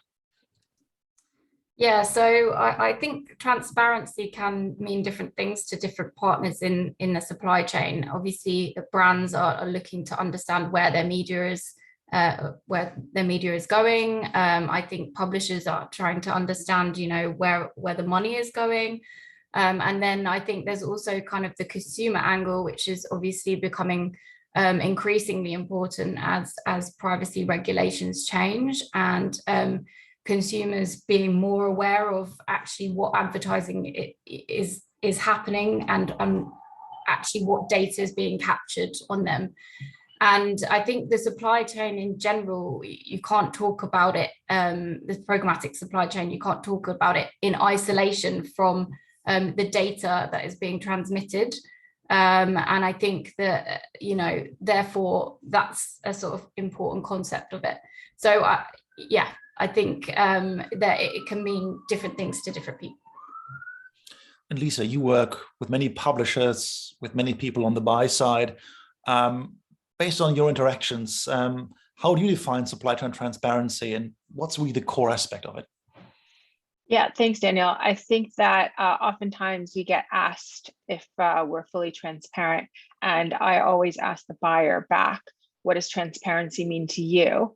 And I think that it really goes back to trust, and it's trust in programmatic, it's trust in the vendors, trust in the emerging channels, and overall that trust in the industry. And the only way that you're going to get trust is from education, because you don't know what you don't know. So if you don't know it and it's murky, and as our, the previous panel talked about all of the technicalities of our industry, it can get really convoluted. So it goes back to making sure that you as a vendor can educate the buy side, educate the publishers to fully understand the ecosystem, because then that will stick out from a trust and transparency perspective.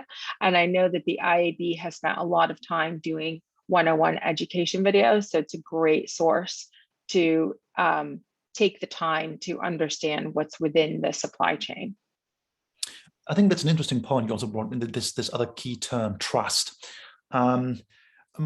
Just a quick follow-up for you. Do you see that transparency creates trust, or that trust kind of changes the criteria or the demands for transparency? I definitely think that trust is part of the transparency ecosystem, and that once you have that trust, and then that kind of the transparency module is more open. But then again, once you break that trust, I think it's like any relationship. You enter in a relationship, whether it's a personal one or a business one, that you trust your partners. And then when, and the education piece has to go alongside it. And once you have that education and once you have that trust, then it's like you don't even need to question the transparency. And once it's broken, it then, as the ISBA study confirmed, and why we have all these panels based on that, is because something broke within that ecosystem, and now it's going back to the vendors rebuilding that trust. I think you mentioned a crucial point. Something broke along the way, and you mentioned the ISBA study, which, for instance, found a 15% delta, kind of unmatched data buy and sell side, but it also, I think, illustrated how technically challenging it was to match and analyze the data to really actually come to transparency, because siloed data, different definitions and so forth, made it really hard to just get to that point. And now we see the ANA in the US launching a similar study.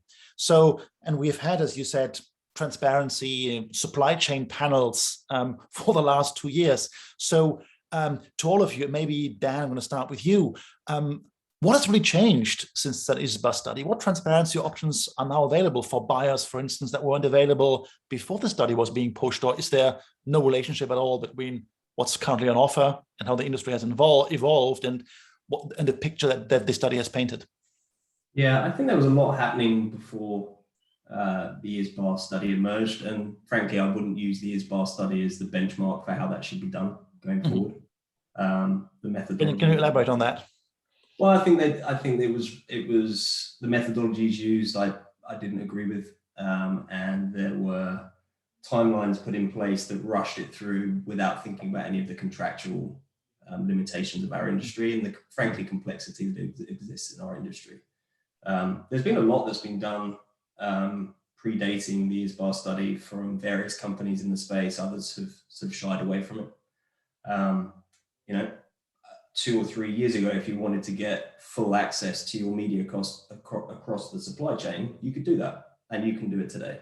If you want to see those fees, if it's a fee conversation that you're interested in as a brand, then you can do it. Many of our RFPs that we see today come from brands for the sell side. Go back 5 years, that was never a thing. You would get a DSP pitch. Mm-hmm. A lot of brands are taking more control at this point, and they're leaning into the conversation as opposed to it being one that they would necessarily just rely on their partners for. So I think marketers have certainly, one of the benefits of the ISBA studies is education. That was the main output for me that had an impact. And you've seen various studies in the US that have taken elements of what ISBA were trying to achieve along the way. And frankly, the most important piece of it was collaboration that's come off the back of it. There's a lot of companies in the space that technically compete with each other that have been able to have sensible conversations about what the industry should look like going forward, and to the benefit of brands and publishers and consumers ultimately. And coming back to you, Lisa, in particular, looking at that acronym SPO, which of course also means that there is a new business model or a new way of optimizing to make the supply chain more transparent. Would you predate that to the ISBA study, and kind of what is SPO and what's the state of it today in the context of this debate? Yeah, and I think I will answer that question, but one thing to add, Daniel, when you said that something is broken, I wouldn't necessarily say that the studies highlighted that something was broken. I think it highlighted that questions weren't asked. Mm-hmm. And it goes back to that education piece. And looking at things like SPO, our industry loves acronyms, and how we look at things in consolidation. SPO is just an acronym that pushed, as Danny just said, they're getting RFIs from brands. And it's not just a conversation with the DSP, it's the conversation from the entire buy side. So people are trying to educate themselves, trying to understand things better. And so it goes to consolidation, and SPO has been happening for quite some time. I think prior to the ISBA study, I think the ISBA study just pushed the door further open. And we've seen these conversations happening, I think, for the past maybe 4, even 5 years. And it's just more that the buy side is leaning in and working with their SSP partners to say, you know what, this is the tech we need. This is how we're defining transparency. This is what's important to us. We don't just want the connection to this DSP. We want to understand, the whole ecosystem. And therefore, there's just partnership and working together and allowing your vendors to innovate for you. I think you both, Lisa and Danny, made some very important points. First, let's dispel that myth that a single study was causally responsible for changing how the industry operates. Maybe call out some things, but the industry was already moving to making the supply chain more transparent and more accessible. We often talk about standards and certifications in this industry, but I think both of you mentioned how education is important and how individual buyer requirements are crucial. So to the entire panel, when you look at your customers and conversations around supply chain transparency, are there common patterns of what people ask for? And do we need standards for that, or is it highly subjective? And does every company have their own KPIs attached to the notion of transparency? If I can answer on this one, obviously we need more standardization. This is key for all the supply chain and for buyers, obviously. But I want to emphasize again that educate buyers is very, very important. Why? Because basically IAB is providing a lot of initiative, and I do think that most of well-known ad tech companies are compliant with all those initiatives, such as @CXT, seller.json, or supply chain object. But then we don't have a lot of discussion, I would say, on the buy side on, do you check, do you look at deeply on your reports to make the best choice, actually?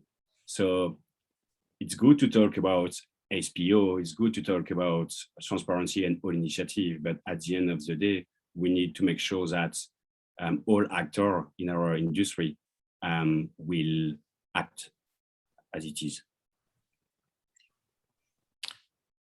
let's stay a little bit on that topic of education. Fabian, you said people need to start looking at the data that is available to them. Elisa, you also stressed the notion of education. Who should educate, and what skills should really be? What skills should really be educated? Is it how to use a tool? Is it what questions do you ask? Is it really a question of technology, or is it one about process? Let's bring a little bit of color to this term, education. Who wants to comment on that? Yeah, I mean, I think the IAB has done a great job doing the education, and obviously they're an independent source. So as buyers or publishers ask, their vendors to do the education, the vendor is obviously going to have a bias, but I definitely would say starting with the IAB, because there's a ton of education videos and you guys do host things like events like this. So I think that helps kind of get the brain flowing and kind of the questions done. And I know that IAB Europe put out the, what was it? The supply chain transparency question. I don't remember, Daniel, but it was last year. Transparency guide, yes. Guide, yes, thank you. And it really helped, I think, navigate the ecosystem for every single part of that ecosystem, because you can enter that guide and say, okay, I'm a publisher, and as a publisher, these are the questions I should ask. And then as a buyer, these are the questions I should ask. And as a SSP, these are the questions I should ask. And that helps drive the conversation. So then you can have the conversation with the DSP and the SSP and the DMP and whoever else, and kind of gain your knowledge that way. I'd love to come back to you, Danny, based on what Lisa said, to get a feeling of how you encounter this buyer education in particular in the day-to-day. How are you today communicating with your partners versus a couple of years ago? Are they asking you the right question, or are you still telling them what they should be asking for? I think it stems from the primary goals of the end marketing director or CMO. We should keep in mind that the conversation that they will be having with their CFO at the end of the year probably isn't going to be about transparency. It's going to be about business results and profitability and sales and whatever else. So transparency needs to be at the heart of either the brand or the brand ethics, if you like, or those of the person that's making the budget decisions. And it's not always top. Now, that's not to say that it should be, because there's plenty of good business models out there that we see that drive results for clients that aren't transparent. And more often than not in the pandemic, there was more budget going to them than other places. At the same time, most large brands and holding companies are leaning into a conversation that starts with the supply chain, knowing that the DSP just isn't enough at this stage. They need to be able to control more of where their spend goes. They want to understand how they can do that with fewer partners than more. And I think there's just in what I mentioned earlier around the number of sort of RFIs and different things coming around from buyers around the globe, asking the question would suggest that the education is happening. Where they're getting it from, I'm not entirely sure. I think actually the vendors in the space do a really good job of saying what's possible. And the more that we can get this education centralized, to Lisa's point, to independent parties, so that we can increase the knowledge holistically, we'll be in a really good place. I think that's a really interesting observation. You said, that transparency in programmatic, it's a technical thing. It started as an operational discussion, but the CMO doesn't really look day-to-day at transparency. But if this conversation can be elevated to a strategic level, to an ethical brand reputation level, it's an entirely different thing. And here, Francis, I'd love to come back to you as you look at this primarily from a consumer lens.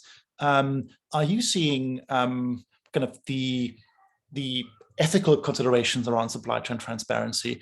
Are you seeing that changing? Are you seeing different types of people asking for insights on this? Yeah, so I suppose I'm coming at this from a slightly different angle to the rest of the panelists. I think that the supply chain is driven by incentives. So, the KPIs that the brands are looking at, those are central to where the money goes. And, the programmatic supply chain originally was not built for transparency, and has kind of evolved as, you know, the technologies have disrupted in the space. And now we have very complex and growing complexity in algorithms that are driving where media goes. And I think that has then had a knock-on effect on the lack of trust, which then has, you know, pushed forward the agenda of the transparency conversation.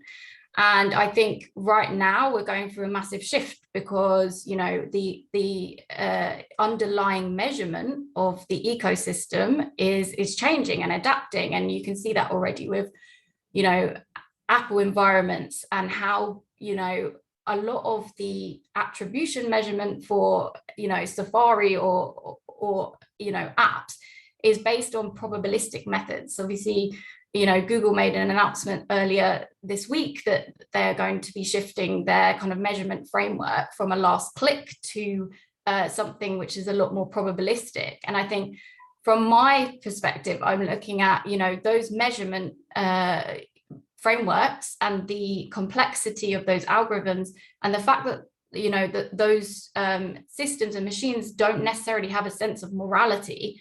I think that's kind of the lens that I'm looking at it through. So all of the companies sort of in the supply chain are constantly having to adapt and hack their way around the new rules that come in for the system. And that has then a knock-on effect on consumers and the data that's being shared. So that's kind of how I'm looking at things. And in the industry itself, we've developed many standards or toolkits. We think of ads, text, sellers, JSON, and so forth. There's an array of files out there that can potentially aid transparency. But are these, you know, is education plus these standards enough, or does need something more to be built on these standards, like ads, text? What do you think, Lisa? What really provides this transparency? The standards alone, or something more? I definitely think we're getting there. And I would say that the standards, you know, ads.txt when it first started was a huge movement in the right direction, and adding in something like sellers.json, and then adding in education, we're miles ahead of where we were 2 or 3 years ago. But I think that there's still kind of that blue ocean where, as an industry, it's going to be ever evolving. So I don't think we can ever sit back and say, oh, we're done, we don't need to do anything else, we've educated enough, because our industry evolves so quickly, new formats come out so quickly, and we have to continue to stay on top of making sure that, you know, people understand what the formats are, how to measure them, what is viewability like, all of those things. So I don't think we'll ever be able to say, okay, we've done enough, we can put our feet up. But I think we're really, as an industry, we've come a lot. We've come very far. So you are seeing transparency as an ongoing effort that necessarily needs to accompany you know, the evolution of the industry as new formats come in, as they mature, if with different devices, supply chains change, right? Is that what you're saying? Yep, 100%. Because it's even looking at something like mobile, where it's been the year of mobile for the past, I don't know, decade plus. The measurement for mobile is so different for in-app than it is for display. And then now looking at CTV and the challenges you have there from a measurement perspective and from a device ID perspective, you have to continuously evolve with that and be able to educate everyone and support it. I think we can easily come to this paradox from a media buying perspective now, excluding the consumer now, where everyone realizes, well, transparency is important. It's important in this industry. It's maybe important for fees, etc. But at the same time, it's so complex. I need to be re-educated. New formats are changing. So transparency becomes kind of an opportunity and a liability at the same time. So I think we can only really fix that if we really ask, is transparency really an end in itself, or how does transparency of the supply chain create real value, real business value? And Danny alluded to that already when he brought in the perspective of the CMO. Fabien, also know that you have some strong views about this.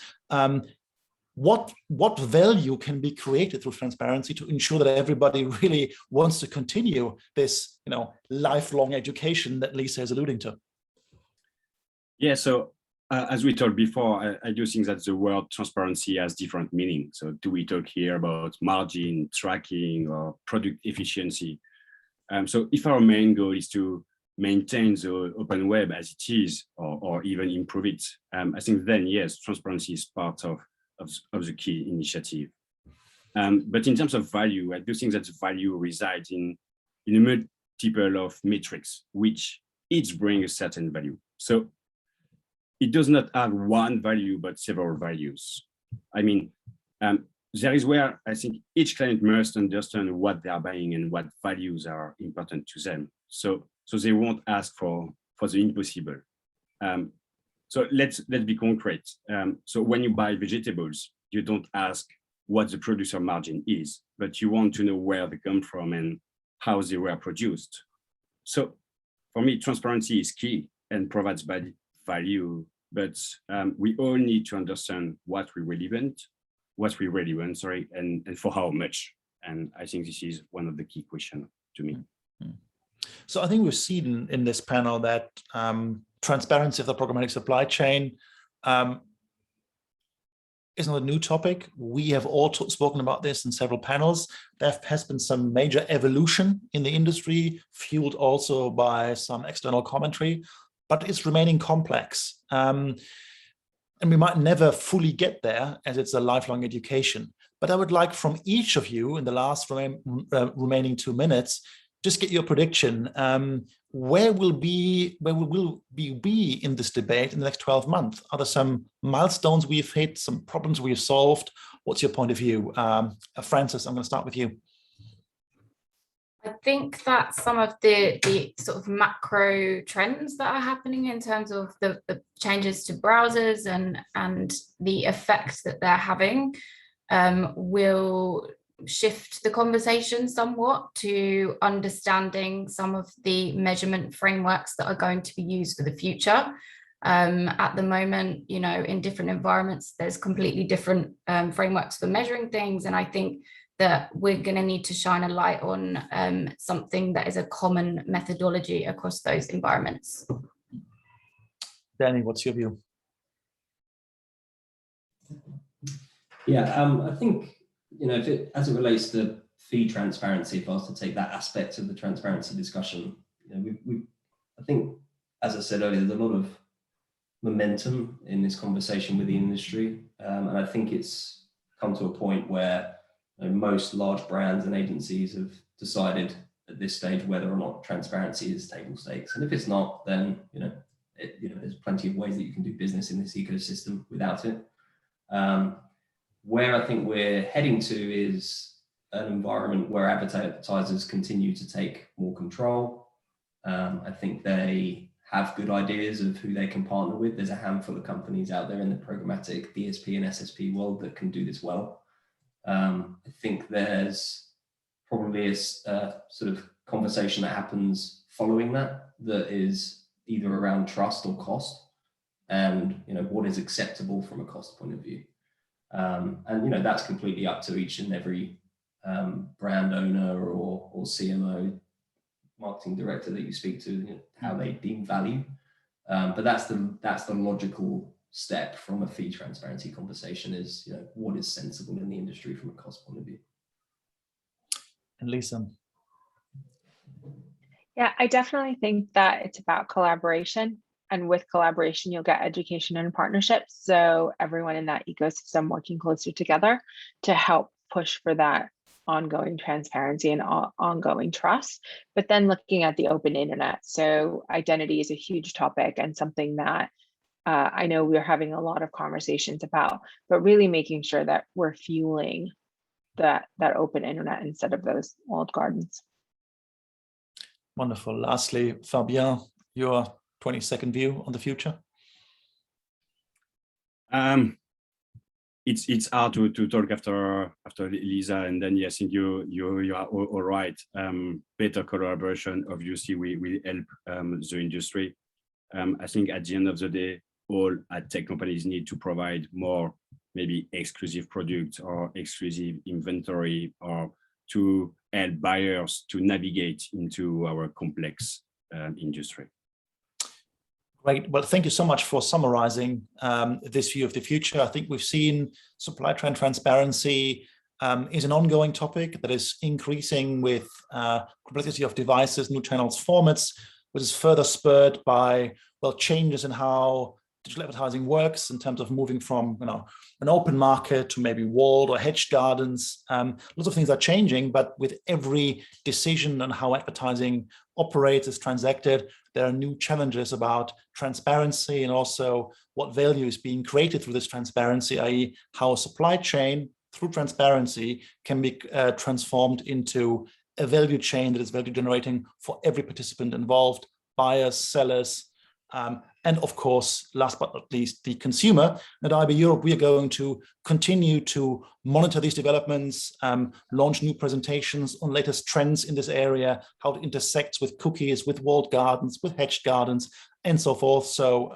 plenty to talk about in the next couple of months. And thank you very much. And I'm going to be passing back to our host.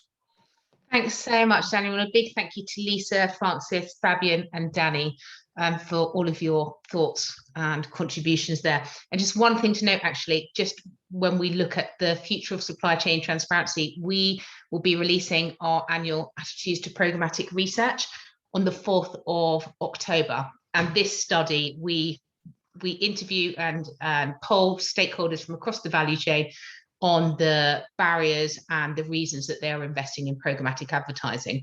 And very interestingly, when we did this poll last year, supply chain transparency was kind of one of the #1 barriers for all stakeholders.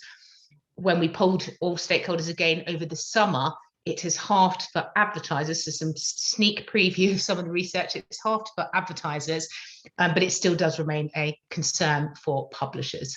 So we will be in that report having some expert commentary just to explain some of those factors. So now we move on to our last session of the day.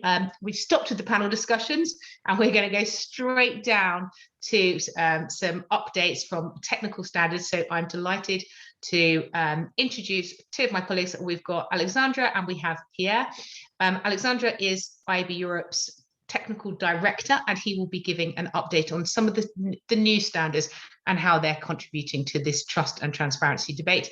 And then we will hear from Pierre, who will be giving information on the new shared campaign identifier project that IB France have been working with BVDW, IB Europe, and numerous stakeholders. And very interestingly, I think it was yesterday, we had a brilliant case study from Zander, who detailed exactly how this, how SID, the shared campaign identifier, was working for them. So I'm going to pass straight over to Alexandra, and then Pierre, you can take after from there.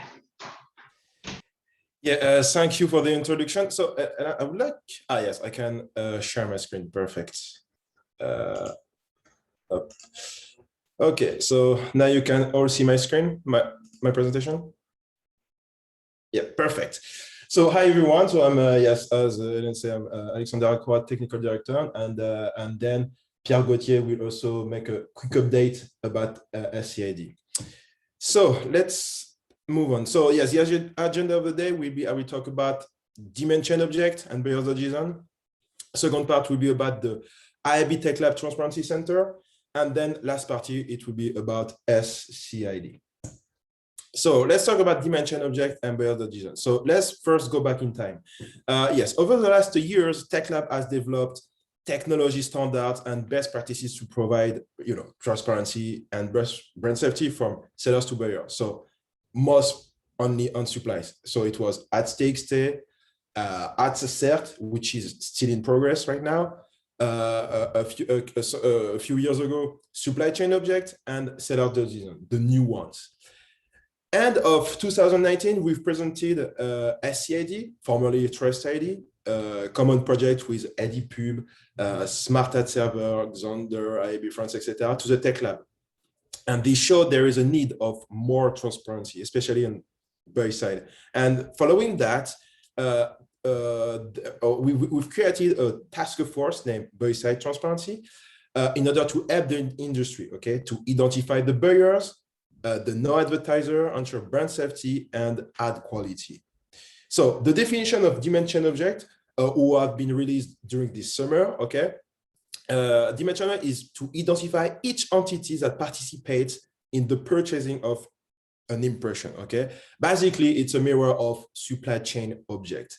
And the implementation is quite simple, is each entity, okay, put a node in the bid response. For buyers.json, it's a file, okay, that enables an advertising system to publicly declare the buyers they are working with. So the mirror of a sellers.json. So as you understand, this is what we've done on supply side. We want to apply this same thing on buy side. So let's see how it looks like. Let's take an example. So we have an advertiser working with an agency and the DSP. DSP and agencies are going to push their buyer.json. Okay, why? Because they work with a DSP work with entity and agency work with also with an entity. The DSP, the buyer.json, you know, each agency, training desk, etc., has a seat ID, okay, which is an ID for each buyer. So in this case, for example, it will be 0 in the buyer.json. And then you have the demand chain object. So this demand chain array, we're going to put all the node, all the entity who participating in purchasing this impression. First of all, you have the advertiser, okay, because you want to display its creative. So it will be displayed in this demand chain object. So boom, we have this famous brand, we have a node. Second node, we have the agency working for the advertiser, but also we need to bring this transparency. So that's why there is a node for the agency. And then the last one is the DSP, okay, because also DSP is a technology to purchase this impression. And at the end, this demand chain object is put in the bid response and then to the supply side.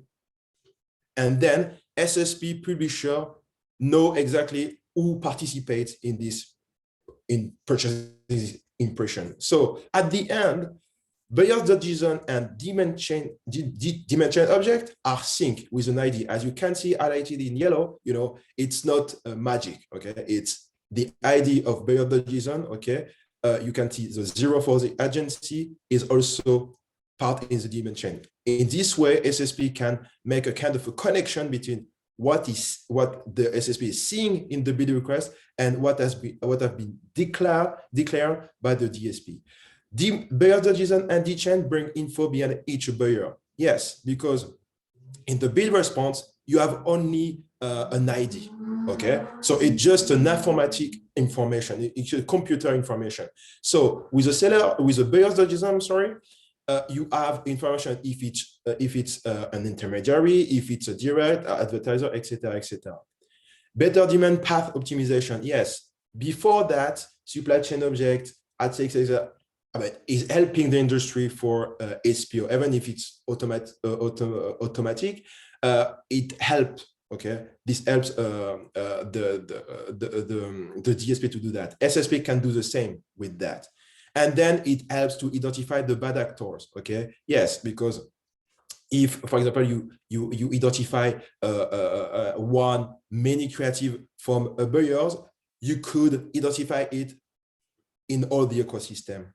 This is really helpful for supply to block not only the creative, but also the buyer, no matter the DSP used. Now let's talk about the IAB Tech Lab Transparency Center. So briefly, the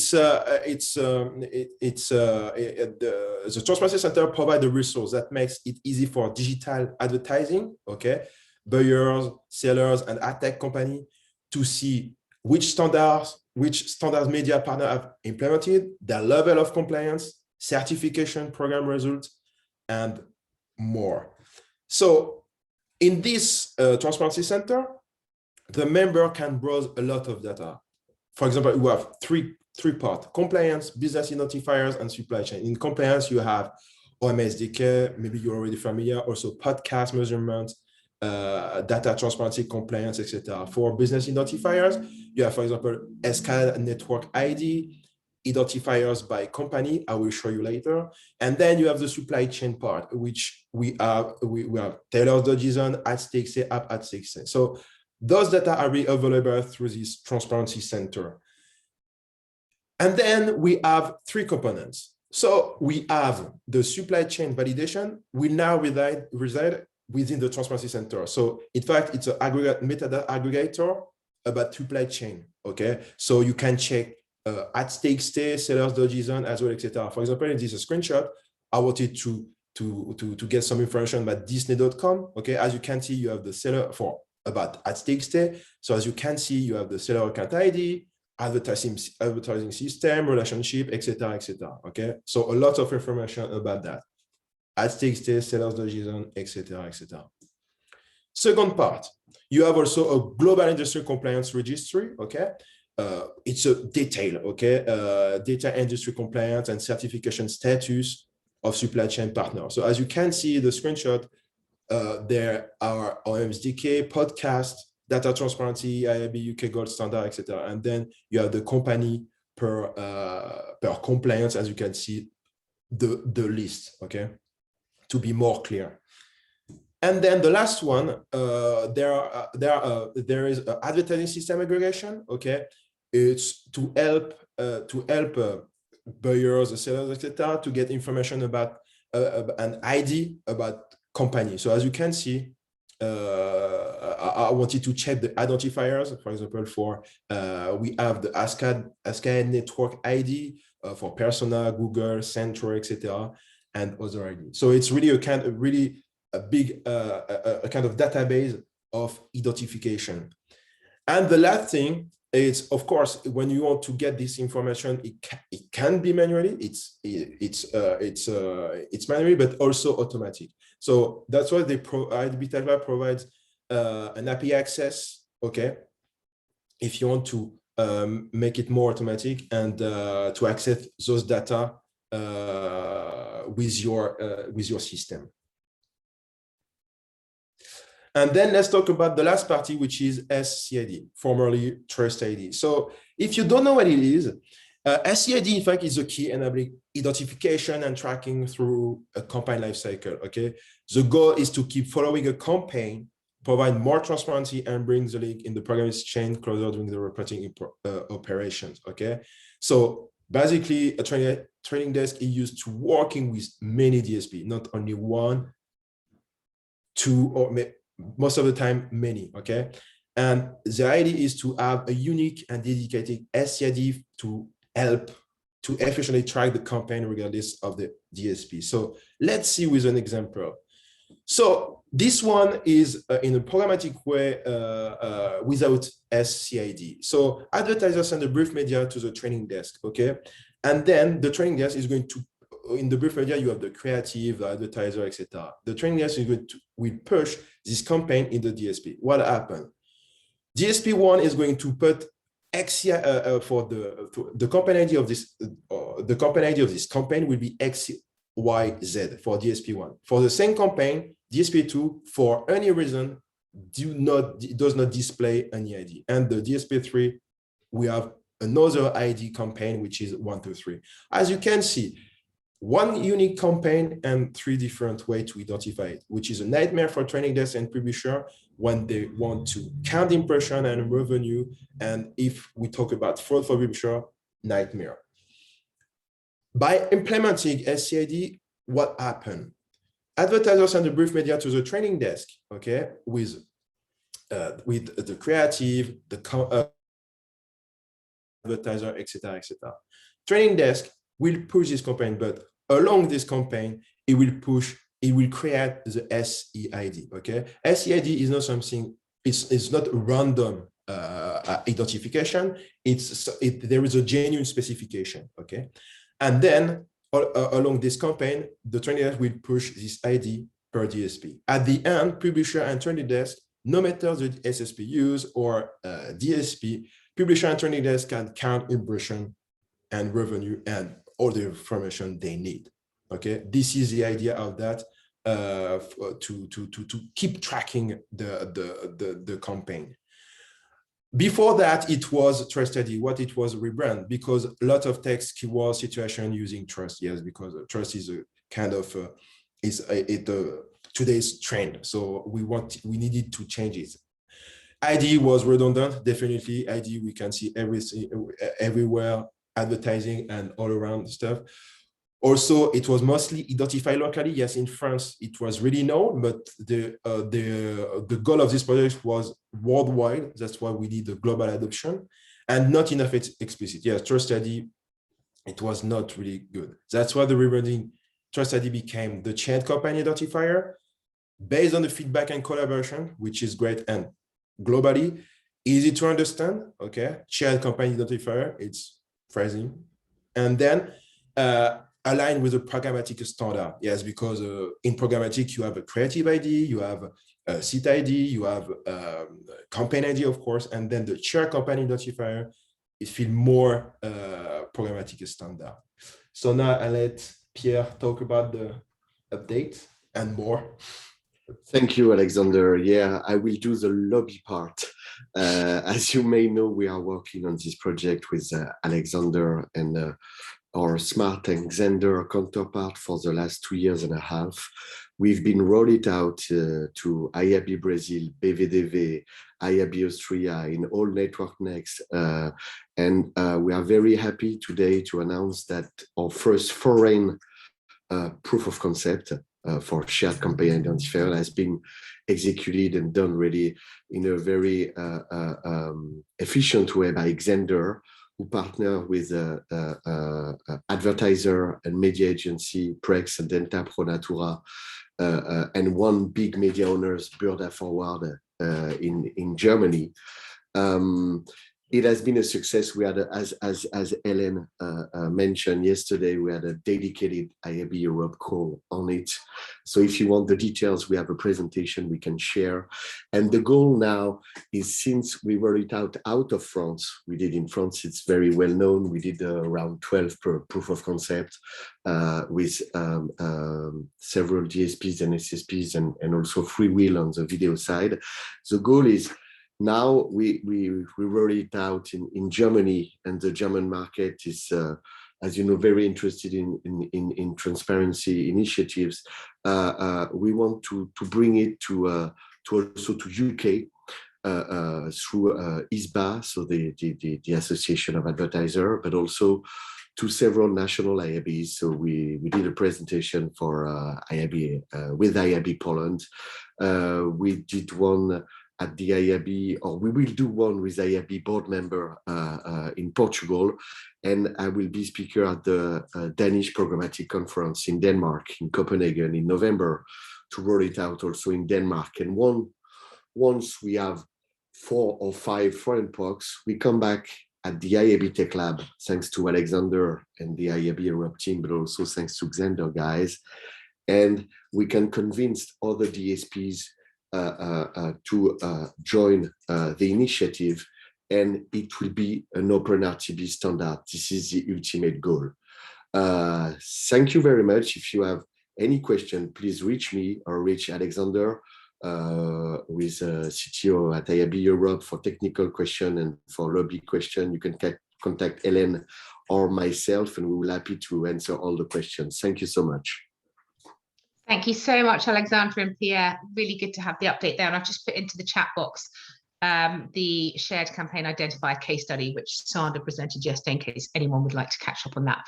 So a big thank you to everyone who has joined us for all of the panel discussions that we've had today. As mentioned at the beginning, this September we've dedicated to trust and transparency. And we have a couple more industry insiders coming up this week. This afternoon, we'll be joined by Google. And actually, in the interest of trust and transparency, I would actually just like to say there are no commercial interests for any of these events. We've worked with members on this, and we wanted to really share the best of what's happening in the industry. So thank you so much for joining us this afternoon. We will be sharing the recording of this later on. And I'd just like to say that today we've released our IAB Europe Guide to Quality. So if anybody would like to have a look at the report, we're going to put that into the chat box for you.